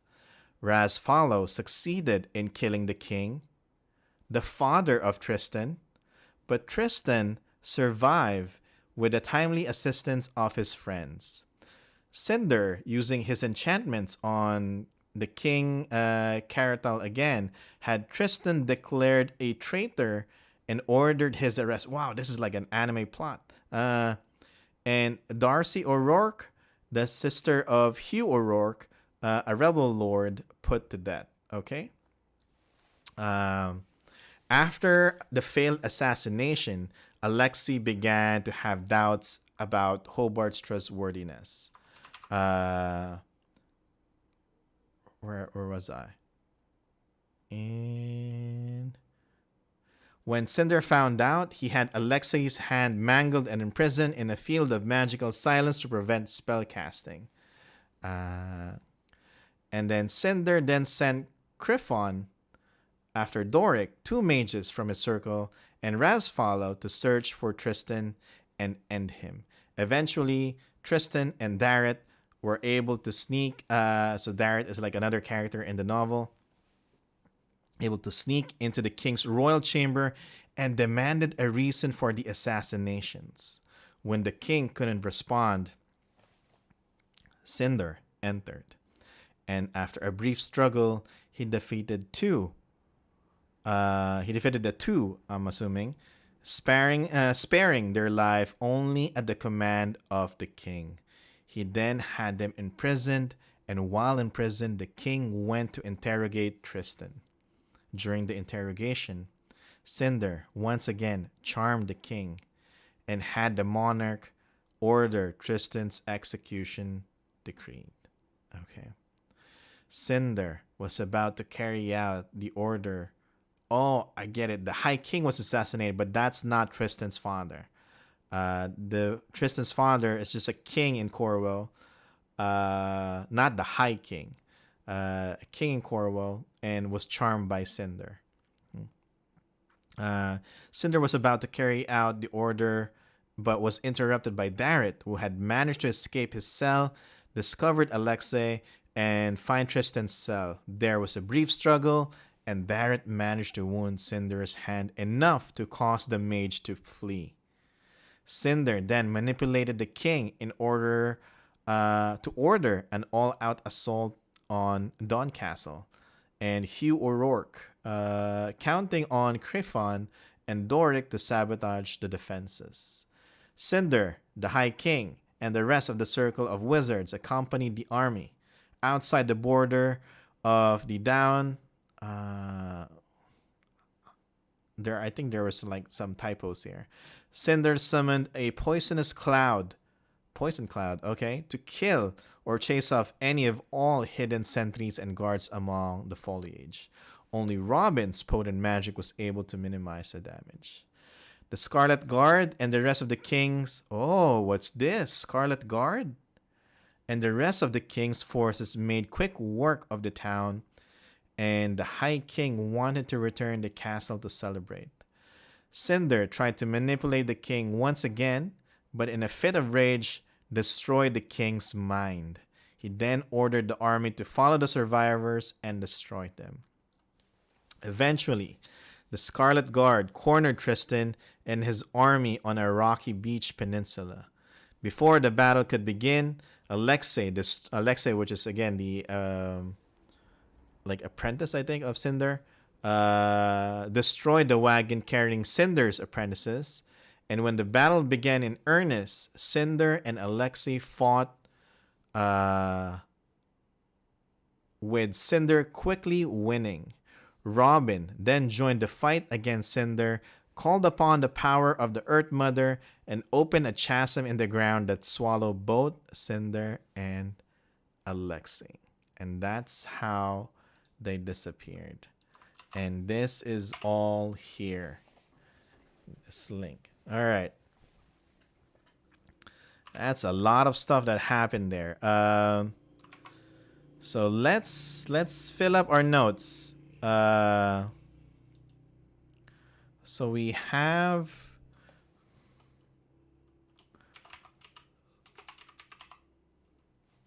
Dorset. That's where we have our adventure, and then Rushdown Wood, where the Moonwell. A Moonwell can be found to be used as a portal to the Feywild. And then we have NPCs. We have Cinder, who is a red wizard.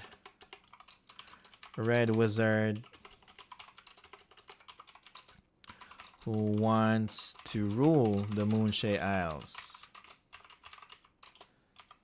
See Dark Wizards book. Novel. Alright. Not Dark Wizards. Black Wizards. Okay. And now we're here. We are at one of Cinder's secret research facility, I'm assuming.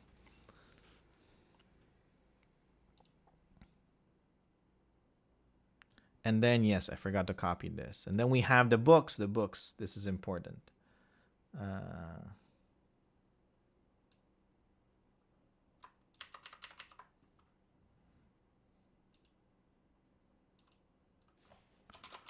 Books in Cinder's dungeon in Rushdown Wood.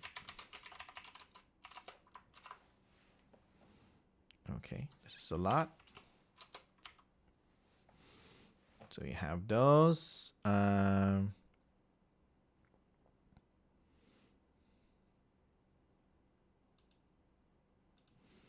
Okay. I think we have everything here. Oh, sorry. And then we also have... Yeah, we're not going to include Tristan and Robin because they're not really important here. But we know who Cinder is. The notes detail his identification. All right, so we have that. Okay. All good, Alassian, all good, Mike. So thank you for staying. Feel free to come back when you're available, or if you're driving, put it as in background, or when we do this Monday to Thursday, so you're free to join us anytime. So thanks for that. Anyway, going back. Where was I? Convincing Ilikana. Okay.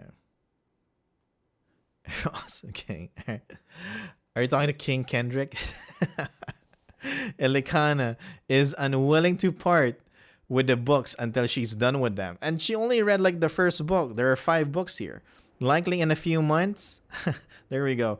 Unless the characters can provide her with a better lead. She's very unfamiliar with most humanoid customs and traditions. So, just about any suggestion the characters offer, like a university, go to Candlekeep, find there's like a divination spell to find out who your patron is, will come as a surprise to her. And she'll take the offer, handing over the books and thanking the characters. Okay. The Tome of Anotas is a spell book. That's why. All right. Which can be kept by the character. And then we can have it in Appendix 6. And then Scene F is the gate. The key feature of this large room is the 20-foot diameter teleportation circle in the center, which has the markings of a planar gateway. Any character proficient in Arcana, or we can have Ilikana do it, can tell that the energy that caused this portal to work has long since dried up. And now it is little more than etchings in the stone with no function. Cannot open the Stargate anymore.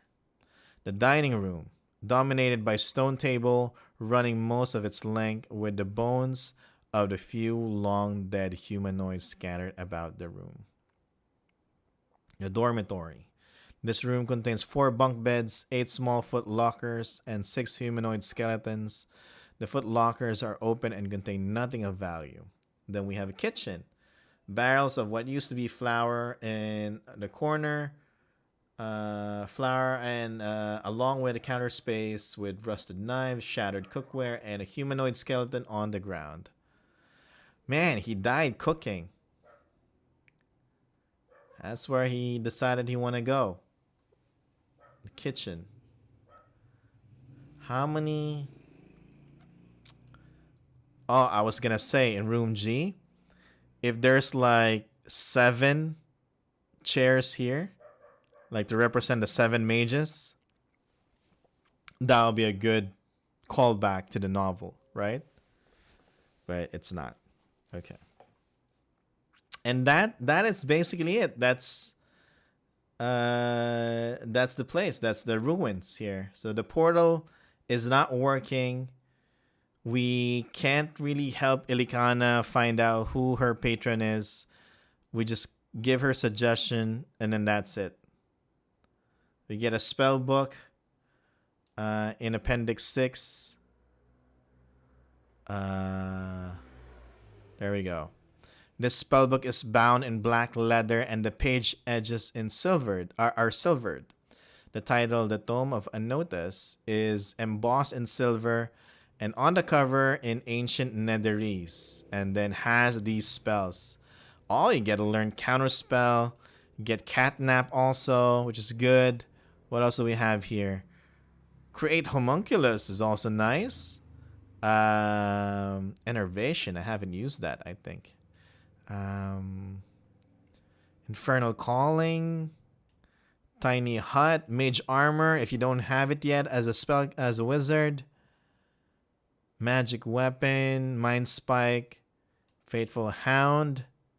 Summon Lesser Demon, you have that also. Nice.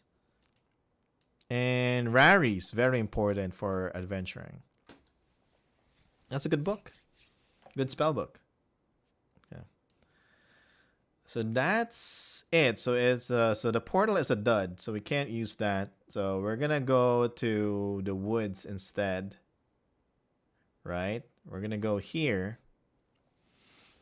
And when we travel to Rushdown Moonwell, we get the following, or we find the following.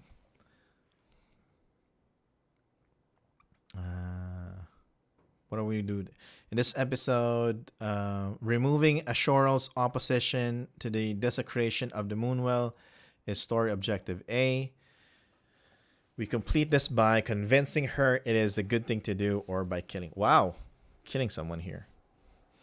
Let's see what happens. The Moonwell clearing is a large circle in the middle of Rushdown Wood, measuring 120 feet in diameter with a Moonwell off center. The Moonwell itself is a circle measuring 20 feet in diameter, and we can find the map in Appendix 3B. Excuse me. Lighting. The Moonwell clearing is open to the sun, providing bright to dim light depending on the time of day. If we came right from episode 1, it is early afternoon. If we came from bonus objective V, it is late afternoon, and the area is not bright enough to cause issues in those with sensitivity to sunlight.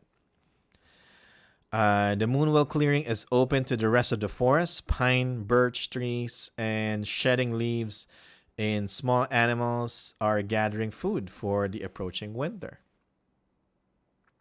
Asheral is an archdruid with the following modifications. Okay. So we have another one. We have an archdruid here.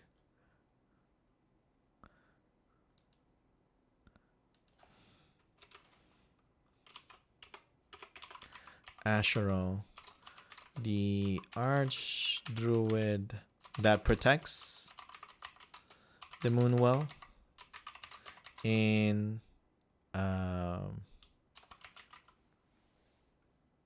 Rushdown Woods. I think that's what she's doing. So we have to fight her.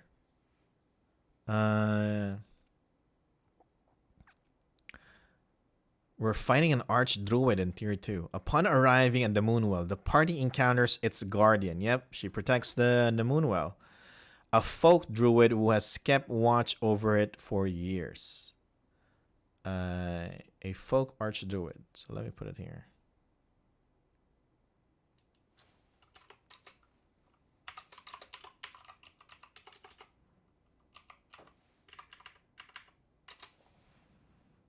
Okay.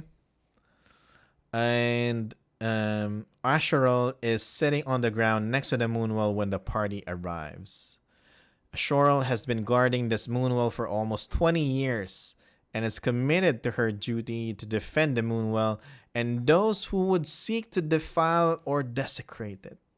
Despite this, she secretly longs for a more exciting life and is willing to entertain any ideas that might allow her to live one. So imagine like going to a church, right? And then saying that, I don't know, what's in a church that's kind of sacred. I don't know, but just saying like you have to tear down the church because you have to create the altar. Like the altar in the church, you have to tear it down because we have to use it as like a subway tunnel. You know, we have to create a subway tunnel for it. And of course, like the people in the church is kind of gonna defend it, and they have a good reason to defend it. It's a place of worship, right? So I can also understand Asheral's point here that if you're gonna create the portal for the Moonwell, then, from the Moonwell, you can't do that because this is a play of worship. This is a very sacred and holy site for the Earth Mother and those that worship the Earth Mother. What does she know? Asheral is a member of a community of druids in Rushdown Wood that maintains the balance of nature within the woods by the will of Alaron's great druid Antola Pilark. I've heard that name before, yes. So, but we're gonna put it here.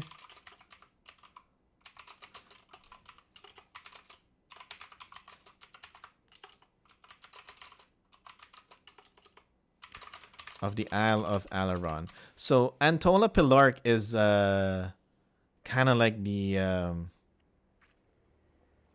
what's the rank below the Pope?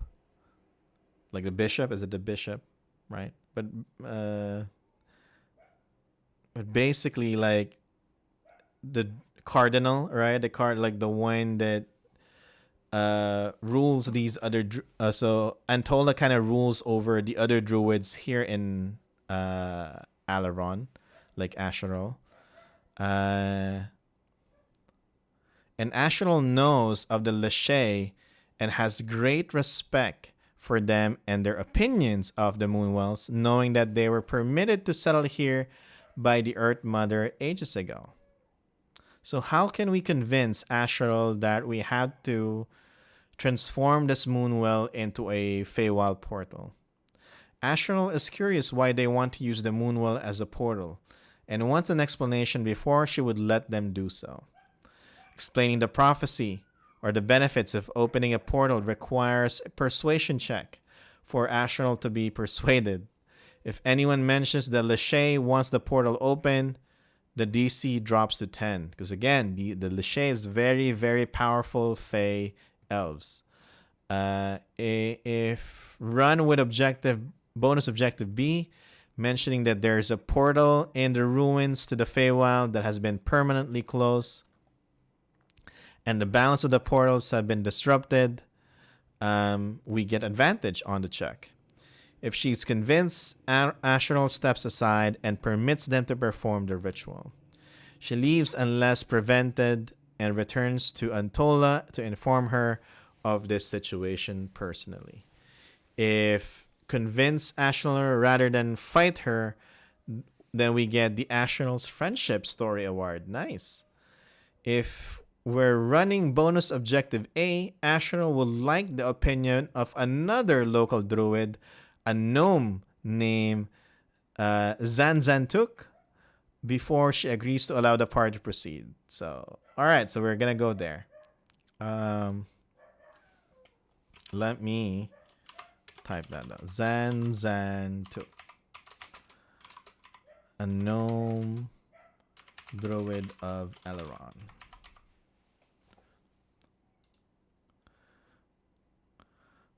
This is nice in a way, but like it's understandable because again, they care about the balance. The druids care about the balance. So they know the repercussion of not having portals open, and if it's a Lachey that says that this is important or else certain doom will happen, I can see her agreeing to it. Like it makes sense, right?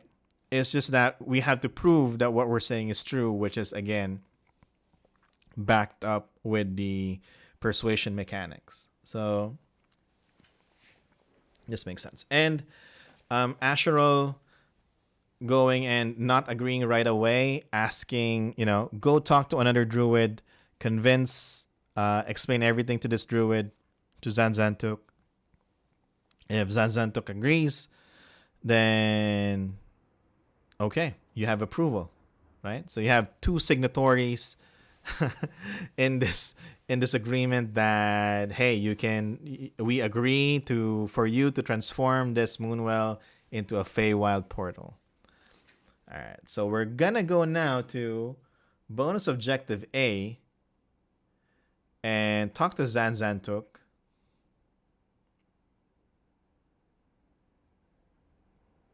If we can find it.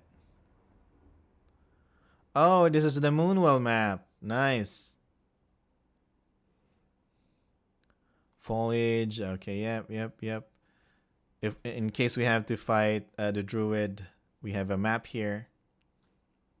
That's a big well. That is 20 feet in diameter. That is a big well.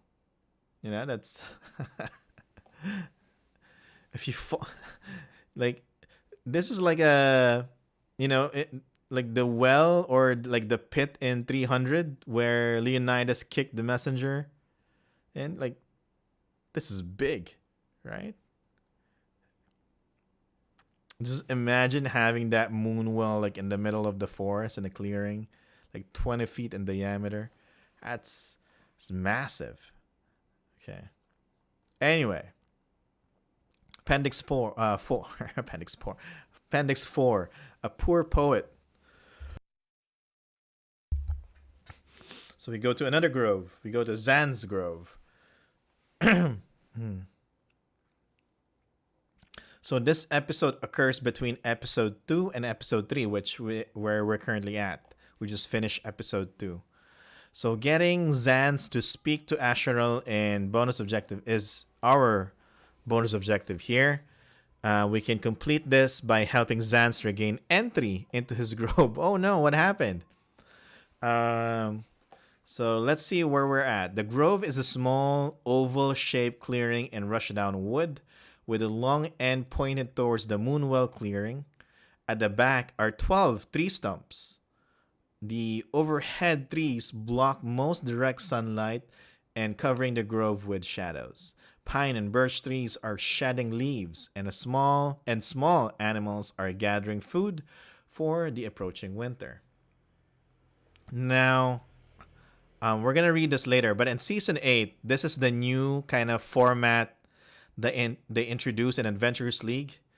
Like, because when writing an adventure, or at least D&D adventure, there's three pillars of play that you have to take note of. So when writing a D&D adventure, there's combat, right? There's exploration. And, you know, gotta go through find these secret doors and all that stuff. And then social encounters. Now, the goal here is to have a adventure balance in all these three pillars, but sometimes that's impossible. And sometimes you don't want that. Sometimes you want a combat focused adventure, which is perfectly fine. Or sometimes you want an exploration focused adventure. That's why you have those like 20 room dungeon adventures or 20-30 room dungeon adventures that's heavily focused on exploration. Or it doesn't even have to be a dungeon. It can be like a manor, a castle, forest, right? And the social is more on the role-playing aspect of the game, talking to different NPCs, convincing them, performing a play, and all that stuff there. So they kind of make this like important in season 8 or during the Waterdeep hardcover adventure season for Adventurers League. So now they have this. If you were an adventure writer during this era or during this time, it's a major pain in the butt because in terms of formatting, you can see that there's like 2 columns here. And then you have to make like a 1 column title and then 3 columns for this. It just messes up like your Microsoft Word. And if you're not proficient in using Microsoft Word, if you're not used to that, it's gonna give you like a major headache, which it did mine, because I thought it was like, hey, it's just Microsoft Word. You just put words there and type words and then that's it. But then formatting came and all that stuff. This is flashback of all those times where almost threw like my laptop multiple times trying to figure out how to make this work. But yeah, just a little background on this part. Anyway, scene A, someone in a tree. As the characters get within 10 minutes walk of the grove, they've stopped by a few angry animals and a voice above asking who they are and if they can help. The voice belongs to Zanzantuk, the druid they are looking for. Zanzantuk is a forest gnome archdruid. We should put it there.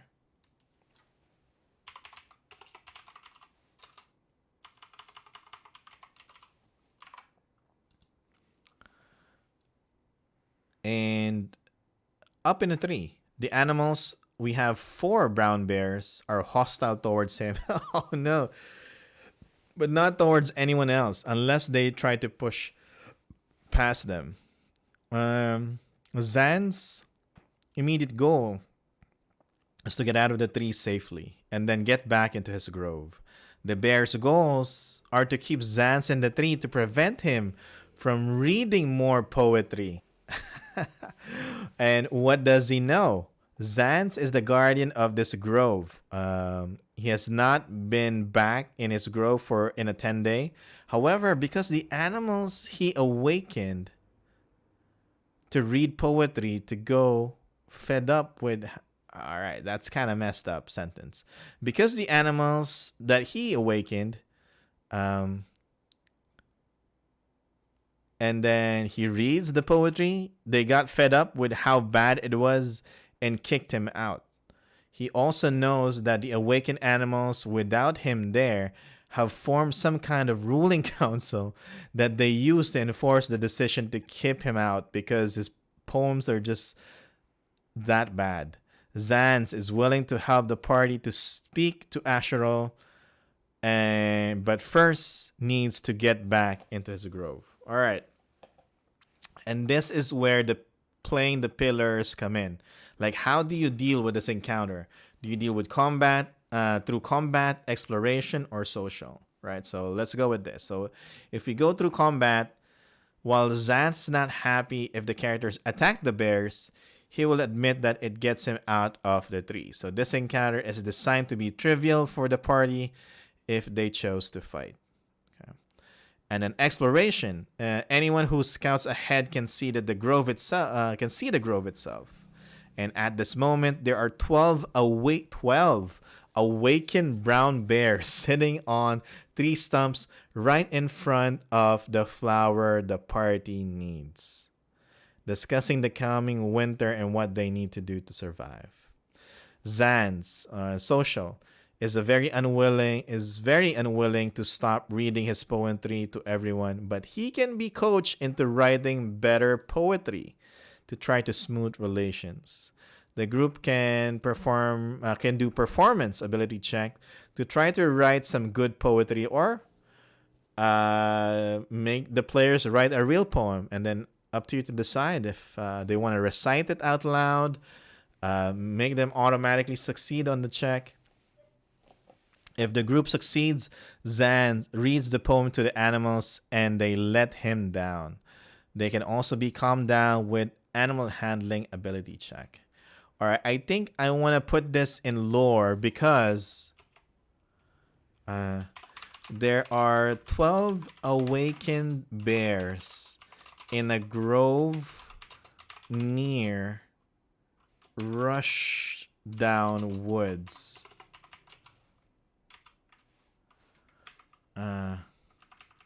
Awakened bears that has formed a council in a grove near Rushdown Woods.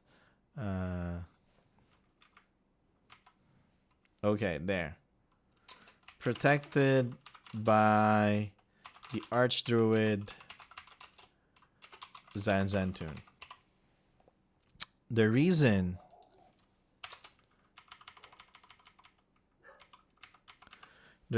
why I want to put that there, because this is a good hook that we can use. We have the bears. Just imagine having an adventure where you talk to like a council of bears, right? And they awaken bears, and they need you to do something. I think that's gonna be a fun adventure. Oh, there's more. Okay, scene B. Something in the glade there. Once Zans is out of the tree, he willingly leads them to his grove. The bear council deems you maulable. Yeah. Oh man, because they've been exposed to poems and basically poor poetry. Just imagine these awakened bears doing puns, right? Like terrible puns, because they grew up, well, not grew up, but they've been exposed to like crappy poems, and like the way like with Zanzantuk's materials, right? And like some of them just do like terrible puns. That would be nice. Where was I? All right, creatures. So he said he liked to Once he gets to the edge, three awakened brown bears angrily ask why he's returned. He says he'd like to speak to the council, as it is his growth to protect, and the bears begrudgingly allow this, and Zans asks the characters to come along to serve as the mediator. Okay. So imagine you have the council of 12 bears, and then you have Zanzantuk as like the middleman, right? Instead of the bears kind of report to the archdruid, it's the archdruid who kind of serves and reports to the brown bears, the awakened brown bears. Uh, and hey, Toby Fernando, well met. Hello, welcome to our stream. Just this time we're still reading the adventure, so feel free to stay if you're still awake, or just put us in the background if you're doing something else. Um, where were we? So we are 12 bears, a council of 12 awakened bears, and then Zanzantuk. Oh, they have names. Zanzantuk approaches the council of 12 awakened brown bears sitting on the tree stumps. The animals were named by Zanzantuk. So we have Bodyknock, we have Bramble Bunch, we have Eliwick, we have Figglefort, Nobblenease, Idleberry, Lupmotin, Mardnab, Namfoodle, Rundar, Top Lofty, and Whistlepix. What do you mean? These are good names. Uh, who's this very anonymous guy? Toby Fernando? I'm sure that's not real name, right? Let me copy paste these names because this is great.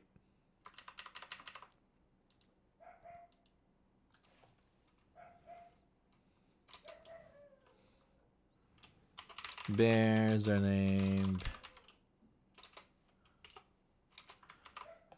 Okay, there. It's a lot of stuff. So what's their objective? Zan's goal is to convince the bears both to let him back in and let him keep writing poems, which the bears hate, I think. And the bears' goals are to prevent him from reading more bad poetry. If the group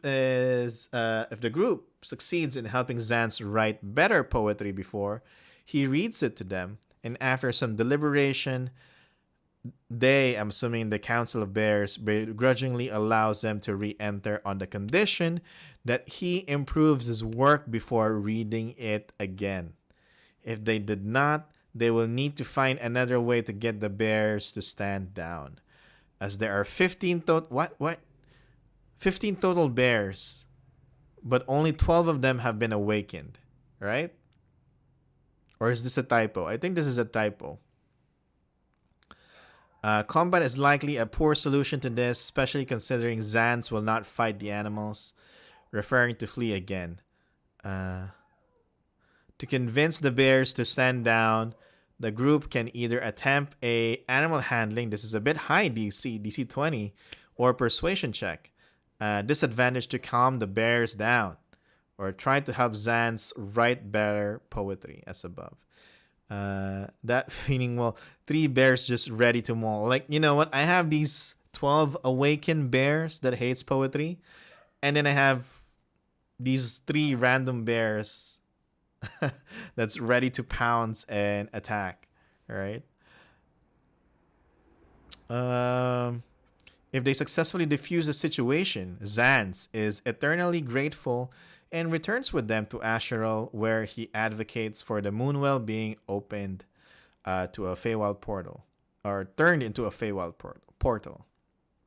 This convinces her to allow the party to continue, and they both go to speak to Antola, who is kind of like the druid that rules these archdruids. All characters earn the Zans Appreciation Story Award. Alright, so we can befriend 2 druids here in this adventure, which is nice. It's not bad. Modifications. The awakened animals in the scene are all of neutral alignment and speak common. If players asked to hear any of the poems that enrage the animals, or even if they don't, Zans eagerly reads them some of the following. Feel free to add more. Clean, all right, PG-13 uh, poems if you feel so inclined. All right, let's judge this and see if it's really bad or not. Uh, all right, need to get ready for this. All right. There once was an ent from the Fae whose bark had begun to turn gray. His leaves all turned brown, and then all fell down. So he put on a shrubby to pay. Okay? A crafty young bard named MacMahon, whose poetry never would scan, once said with a pause, "It's probably because I'm always trying to cram as many extra syllables into the last line as I possibly can." There once was a dragon named Zap, who seldom did not look at a map. She got us all lost in a horrible frost and got us all caught in a trap. Okay? There once was a druid named Mara who thought she should wear a tiara. For once in a book, she probably mistook an elf queen who shared the name Mara. Oh, is this? Let's not look at the other parts. Yeah, let's Google this. Does Mara exist in D&D?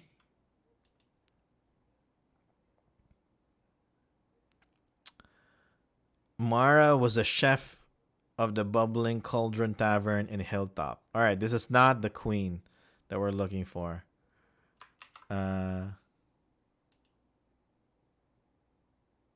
Mara was a Nixie living in Zen-occupied Daggerdale. All right, nope, not this one also.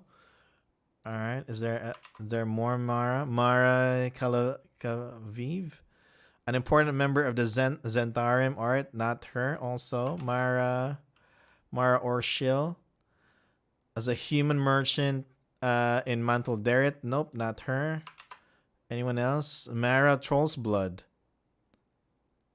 A half-orc guard in Zen. These are all Zents. Like, all the Maras in D&D. Like, most of them are Zentarim. Alright, so we don't know who this elf queen is. A party of 5 took to treasure robbing a cave which had swarms of tiny goblins. The druid conjured water, which then fell to slaughter, and multiplied all of our problems. Oh man, I love that. We tried to climb into a pyramid till part of it opened its eyelid.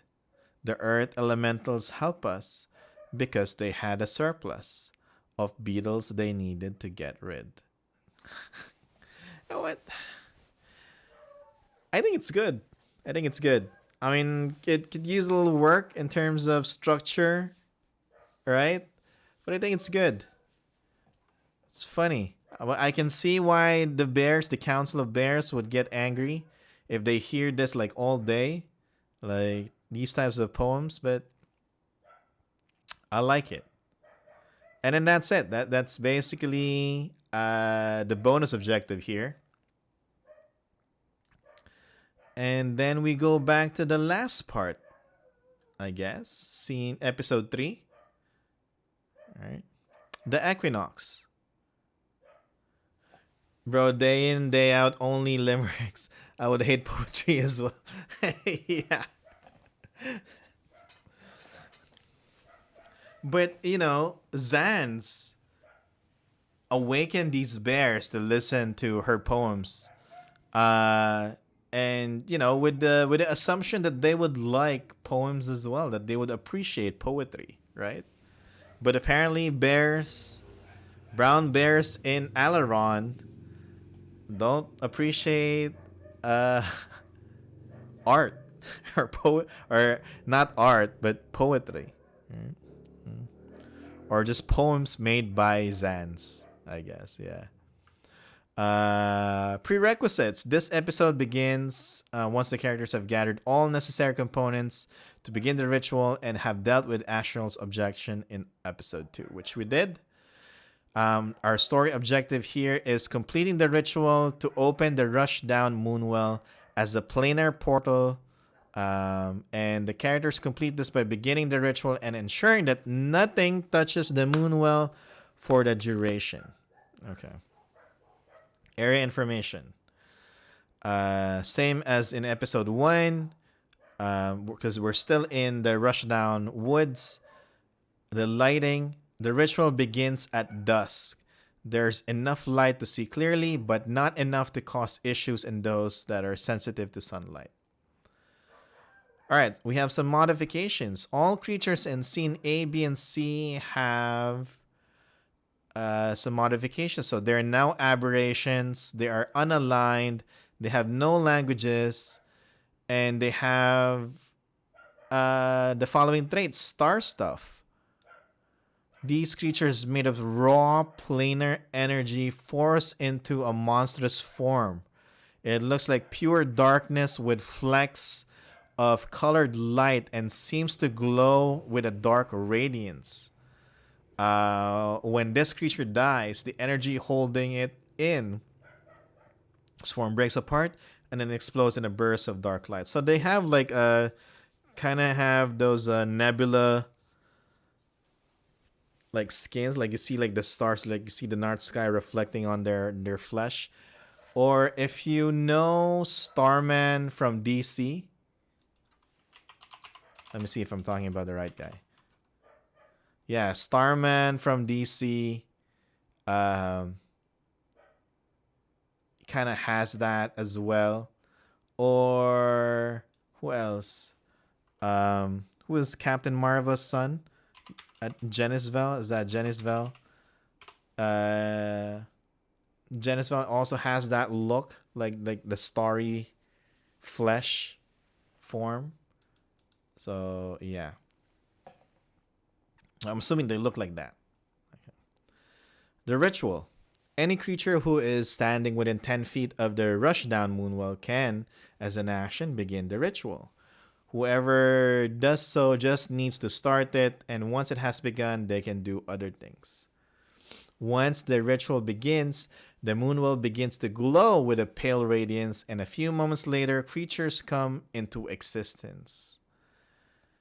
So we have the starry form of a Drider, a Gas, Mind Witness, and a Rust monster. So roll 1d6 for each monster, and it emerges at or very close to that mark point on the map found in Appendix 3B. Oh, there's like markings on it? I didn't see that. Planar creations. These creatures are not the creatures they use the statistics of, merely planar energy that has been forced into a monstrous form due to the energy of the ritual. And these creatures are mindless bunches of planar energy and only wants to attack anything nearby. They do not attempt to enter the Moonwell. The opening Moonwell. Once the ritual is in progress, these creatures are linked with the Moonwell as the ritual uses its power. Any creature that touches the Moonwell during this time takes 4d10 necrotic damage, and all monsters regain a health equal to the damage taken. So, these monsters, these planar monsters, can just do a Leonidas and just kick these adventurers towards the Moonwell, so they will take 4d10 necrotic damage, and then they gain hit points. That's a good strategy that they can use. Especially the Driders. How many legs do you have? Definitely should use that. What's a Mind Witness? Is that a Mind Flare type? Or a Beholder type monster?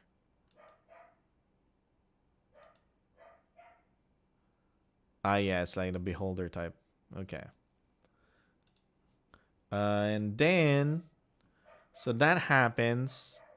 And then let's go back to the map because I didn't see any markings there.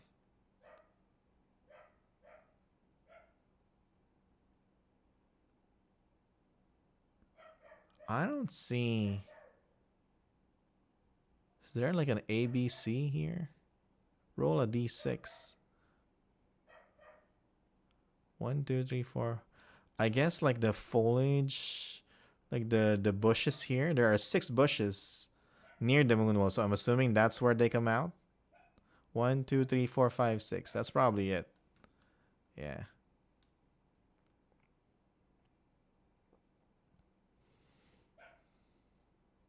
All right.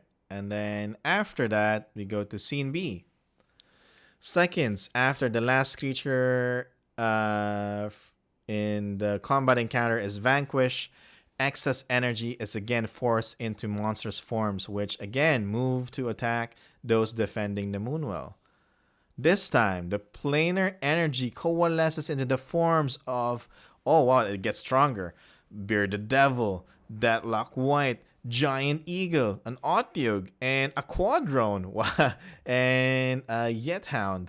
For each creature, it emerges very close to the mark point on the map, which I'm assuming is the bushes there. Planar creations, these creatures are not. Alright, we read that. Their goals, we read that as well. Opening Moonwell. Oh, the damage has increased to 5d10 necrotic damage. Okay, so this is like wave 2. So in wave 2, monsters get stronger, and then the damage to the Moonwell, if you touch it, is also stronger. Okay. There's some modifications, like no sunlight sensitivity trait, does not have sunlight banishment. All right, and then some adjustments on the encounter depending on how strong the party is. Oh, and I think there's wave 3. Scene C. Once again, the party hardly has time to take a single breath after slaying the last creature from scene B before the energy surges one more time, forming into a new monstrosities for them to ward off. Oh, this is gonna be long combat. I can tell you that. And it's gonna be a pain. It's gonna be a pain for the dungeon master because these are all different stats with modifications, right? So even if you're a tenured dungeon master, if you've been playing for a long time, I'm pretty sure that not a lot of us have these stats memorized. So we have to go back and forth, look at the Drider stats, Gas, Mind Witness, and Rust Monster, right? And then we have to remember the modifications on these monsters just in case. And then after that, we have to go and pull up the stats for the Bearded Devil, Deathlock White, Giant Eagle, Otyug, Quadron, and Needhound. And then remember the modifications again. That's going to be intense for the Dungeon Master. That's going to be a lot of work. And then we're not done. Because after the party defeats all of that, you now have to go and grab the stats for Gibbering Mouter, a Green Slad, and a Red Cap. And then, do they have modifications? Let's see. Nah, I don't think so. All right. So planar creations, objectives, and opening Moonwell. Right. And then the damage increases to 6d10. All right. And then so I think it's a very easy. You can remember all of that, of course. Of course. Why not, right? Why am I assuming the dungeon masters cannot remember all of that? But yeah, but I'm saying dungeon master like me, I'm going to have a hard time in this scenario. There's going to be a lot of preparation needed. So I'm going to be printing all these stat blocks, making sure that I have it ready. I know the order of when they will come out. And then once like different party members attacking different monsters, so I'm tracking their HP and then tracking their turns, tracking their their abilities, their traits, and all that stuff. It's gonna be fun. All right. But I'm not saying it's totally a bad thing because I think the adventure so far is pretty light. It's very easy to run. So as a dungeon master, you're not really gonna do a lot of work before this final combat encounter.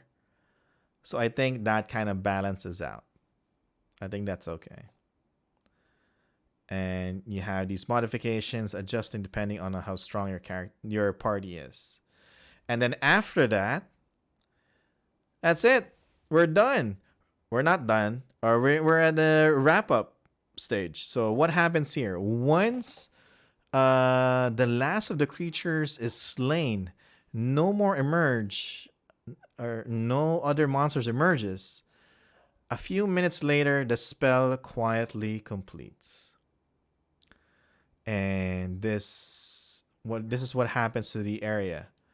The moonwell. The moonwell now glimmers as if reflecting distant stars. Anyone who looks down into it can see a forested area in the Feywild. This area will be explored in Moon6-2 Troubled Visions. And the party can easily make it back to Dorset. When they do, they find Olivia out there to greet them and lead them to the tavern itself for a drink. On me, of course. As thanks, Riwal arrives and thanks the characters for their help, expressing their hope that their path and the path of the adventurers will cross again. Oh, is she leaving? Riwal offers the party the fake cloak of protection, and as thanks, and if the party completed bonus objective V, which we did, we also get an enduring spellbook. Oh, we get another spellbook.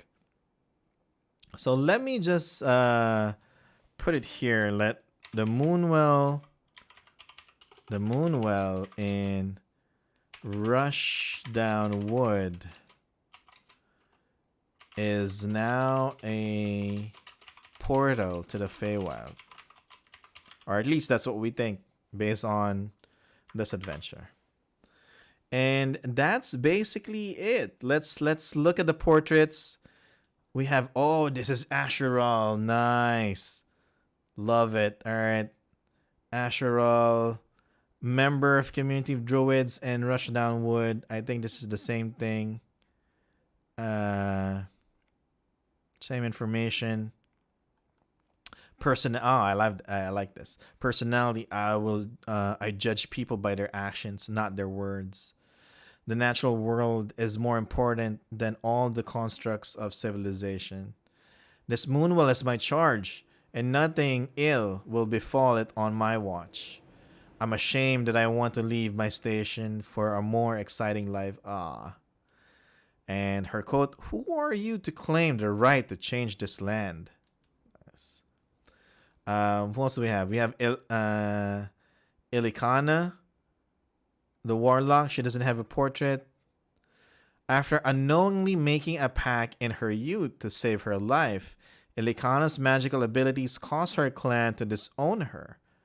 She's a Goliath, part of a Goliath clan, saying that she did not earn the right to survive, falling to an external power where she could not.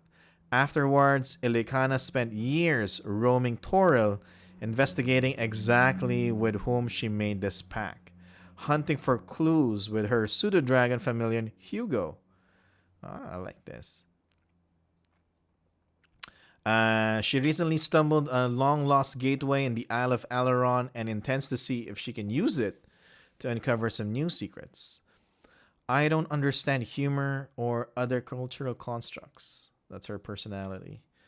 Ideal, the natural world is more important than all. Oh, copy paste error. You forgot to change it.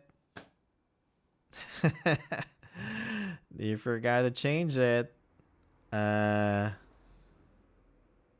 Bond.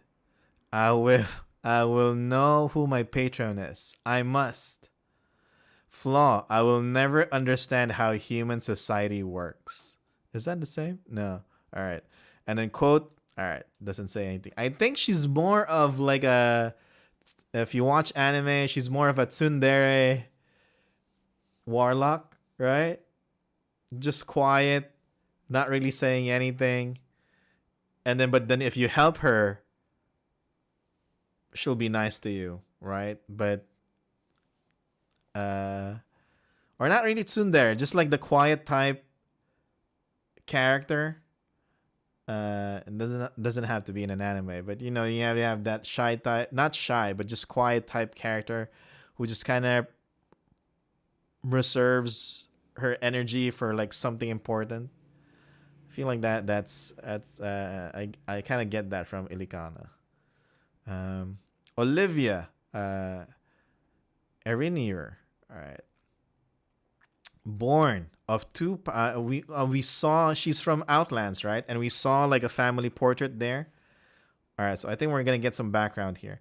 Born of two powerful spellcasters, Olivia Erinier is truly her mother's daughter, trained from birth to be a formidable diviner. Her education was accelerated, and she began digging into the laws governing reality, using her intellect and glimpse of the future to help her experiments to uncover the way the multiverse works, as well as for cheap party tricks.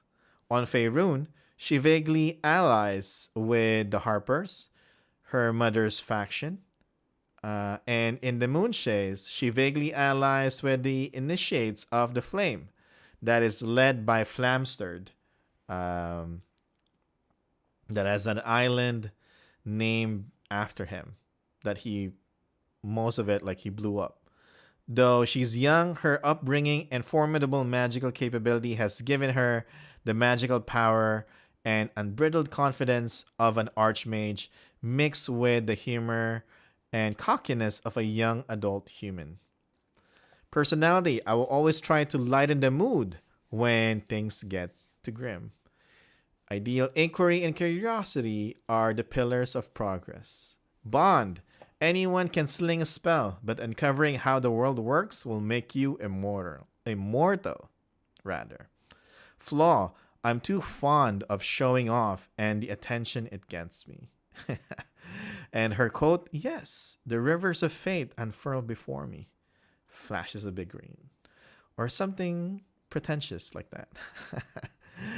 um, I know an NPC, more than Kainen, right?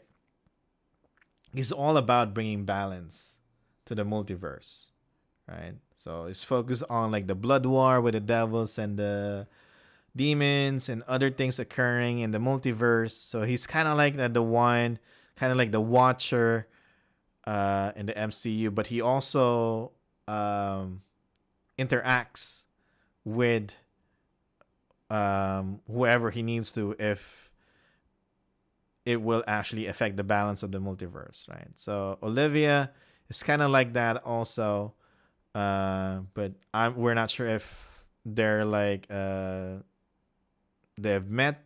Mordenkainen and Olivia have met, or they serve the same group or something like that, or is or her parents is I don't know, have met or work with Mordenkainen.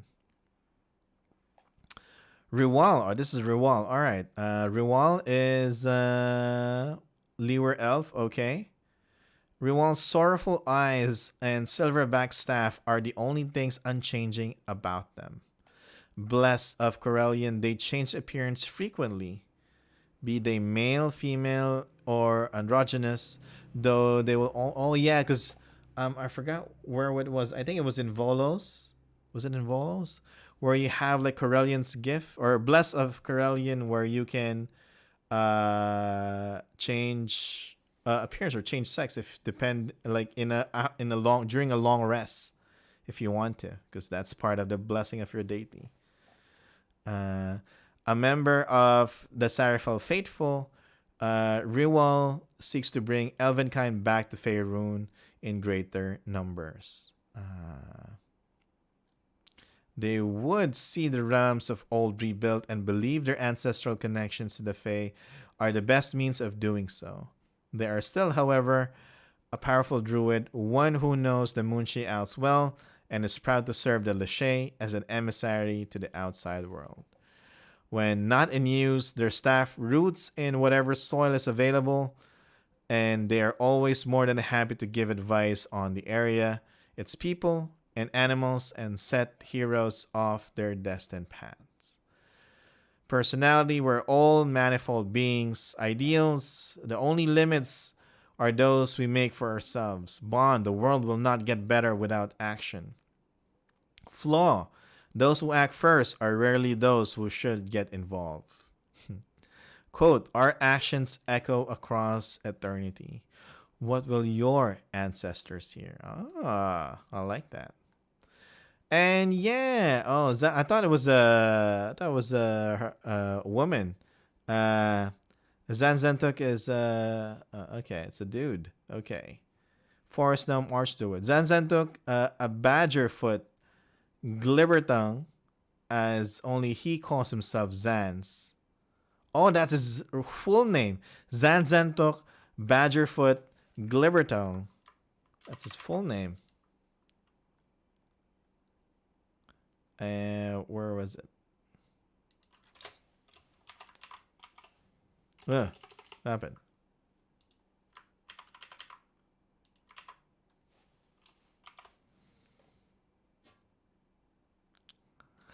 My ancestors are smiling on me, Imperial. Can you say the same? Is a decent druid. What do you mean by decent? But a terrible poet. He uses to be in an adventuring party, but after one too many awful poems, the blue dragonborn accidentally struck him with lightning, leaving some scorch marks that he'll still show you today, and told him to pack his bags.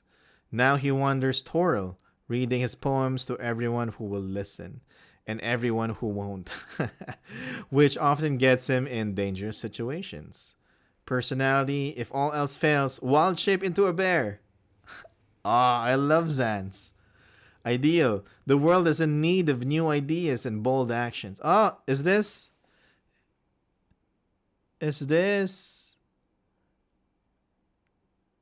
also not copy pasted, right?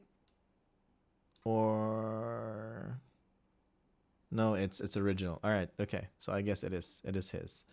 Bond. I found my home with a clan of Ents who actually like my poems. They sent me on a quest for new stories. No, I don't think so. I think they sent you away because they're tired of hearing your poems. Flaw. I cannot resist the urge to tell everyone and everything about my poems, no matter how much danger it puts me in. Okay, next one. There once was a druid named Mara who thought she would wear. Alright, so this one we read already. Okay. And after that, we have the stats. What else do we have?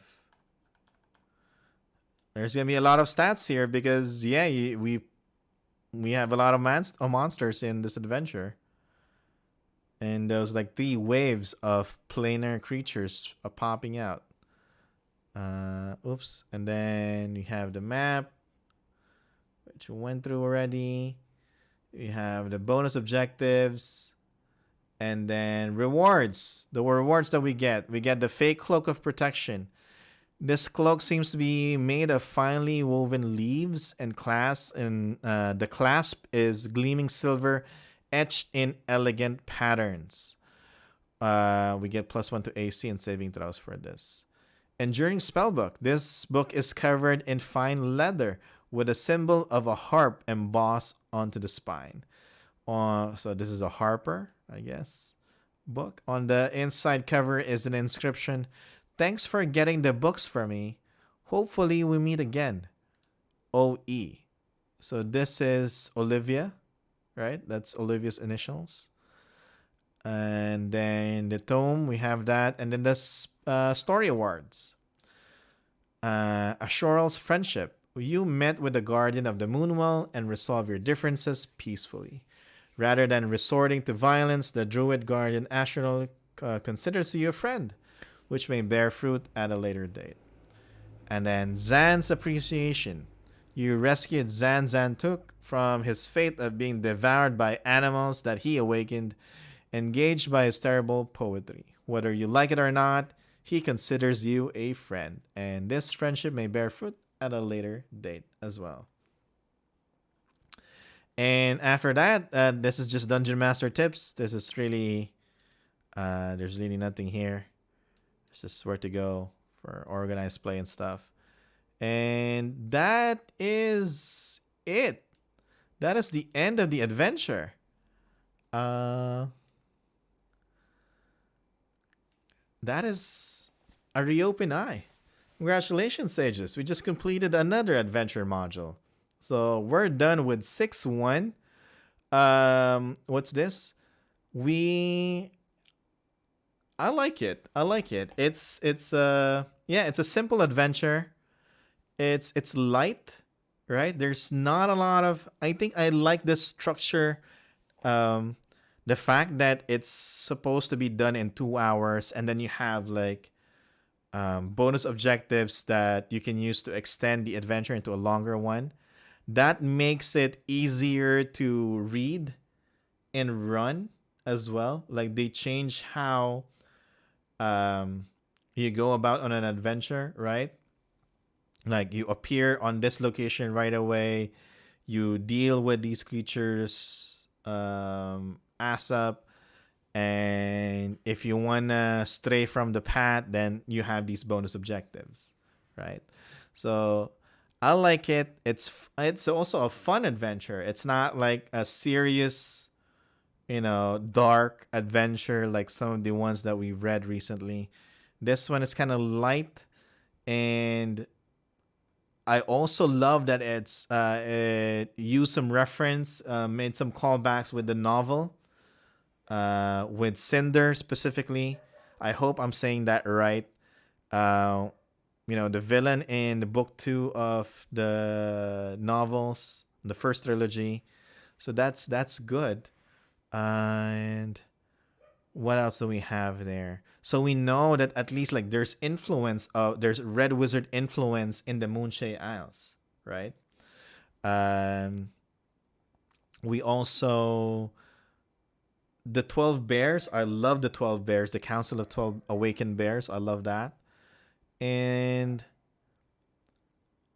the thing here is that I don't want to say anything about the new portal that we opened, but if there's a Fey portal there, I'm gonna be sure that there's gonna be a bunch of problems happening there as well. So let's see. The only thing that I'm not that happy about is that we're still in the freaking Isle of Alaron. When? When are we leaving this island? Wanna go somewhere else? We're gonna explore. This is like the Moonshae Isles adventure, not the Isle of Alaron adventures, right? So we're in the 6th trilogy. Wanna hopefully on the 7th we go to another island. But yeah. So tomorrow we're gonna read a new adventure in the same series. We're gonna read 6-2, and which is the title is Troubled Visions. That's it. So we're gonna read that tomorrow. Come Thursday, I'm not sure. I think I have a D&D game on Thursday, so we may not have a stream that day. But tomorrow, we should be good. We should be good tomorrow. All right. Thank you very much, fellow lore sages, for staying with me. To our new guests, or new viewers, new sages in here. Thank you for staying with me. Thank you for listening. Thank you for following the stream and subscribing. You all are great. And yeah, I think that is it. I'm excited to read and complete this series because I want to know what happens with the portal, because I know there's going to be a lot of problems there. So Thank you for staying. See you tomorrow. 9, not 9, what am I saying? 11 p.m. Manila time, 10 a.m. Eastern, Mondays through Thursdays. You can join us on Discord if you want to. You can follow me on Twitter at DMPaulG or on Facebook at DMPaulG. Also, what else? If you want to check out the adventures that I've made, it's all on dmsguild.com. If you want to check these adventures, they're also in dmsguild.com. So, and then if you miss any of our VODs, you can check out YouTube, find DMPaulG, and you'll see the VODs there as well. All right. So see you tomorrow, 11 p.m. Manila, 10 a.m. Eastern, as we read Moon6-2, Troubled Visions. All right. Bye, everyone. See you tomorrow.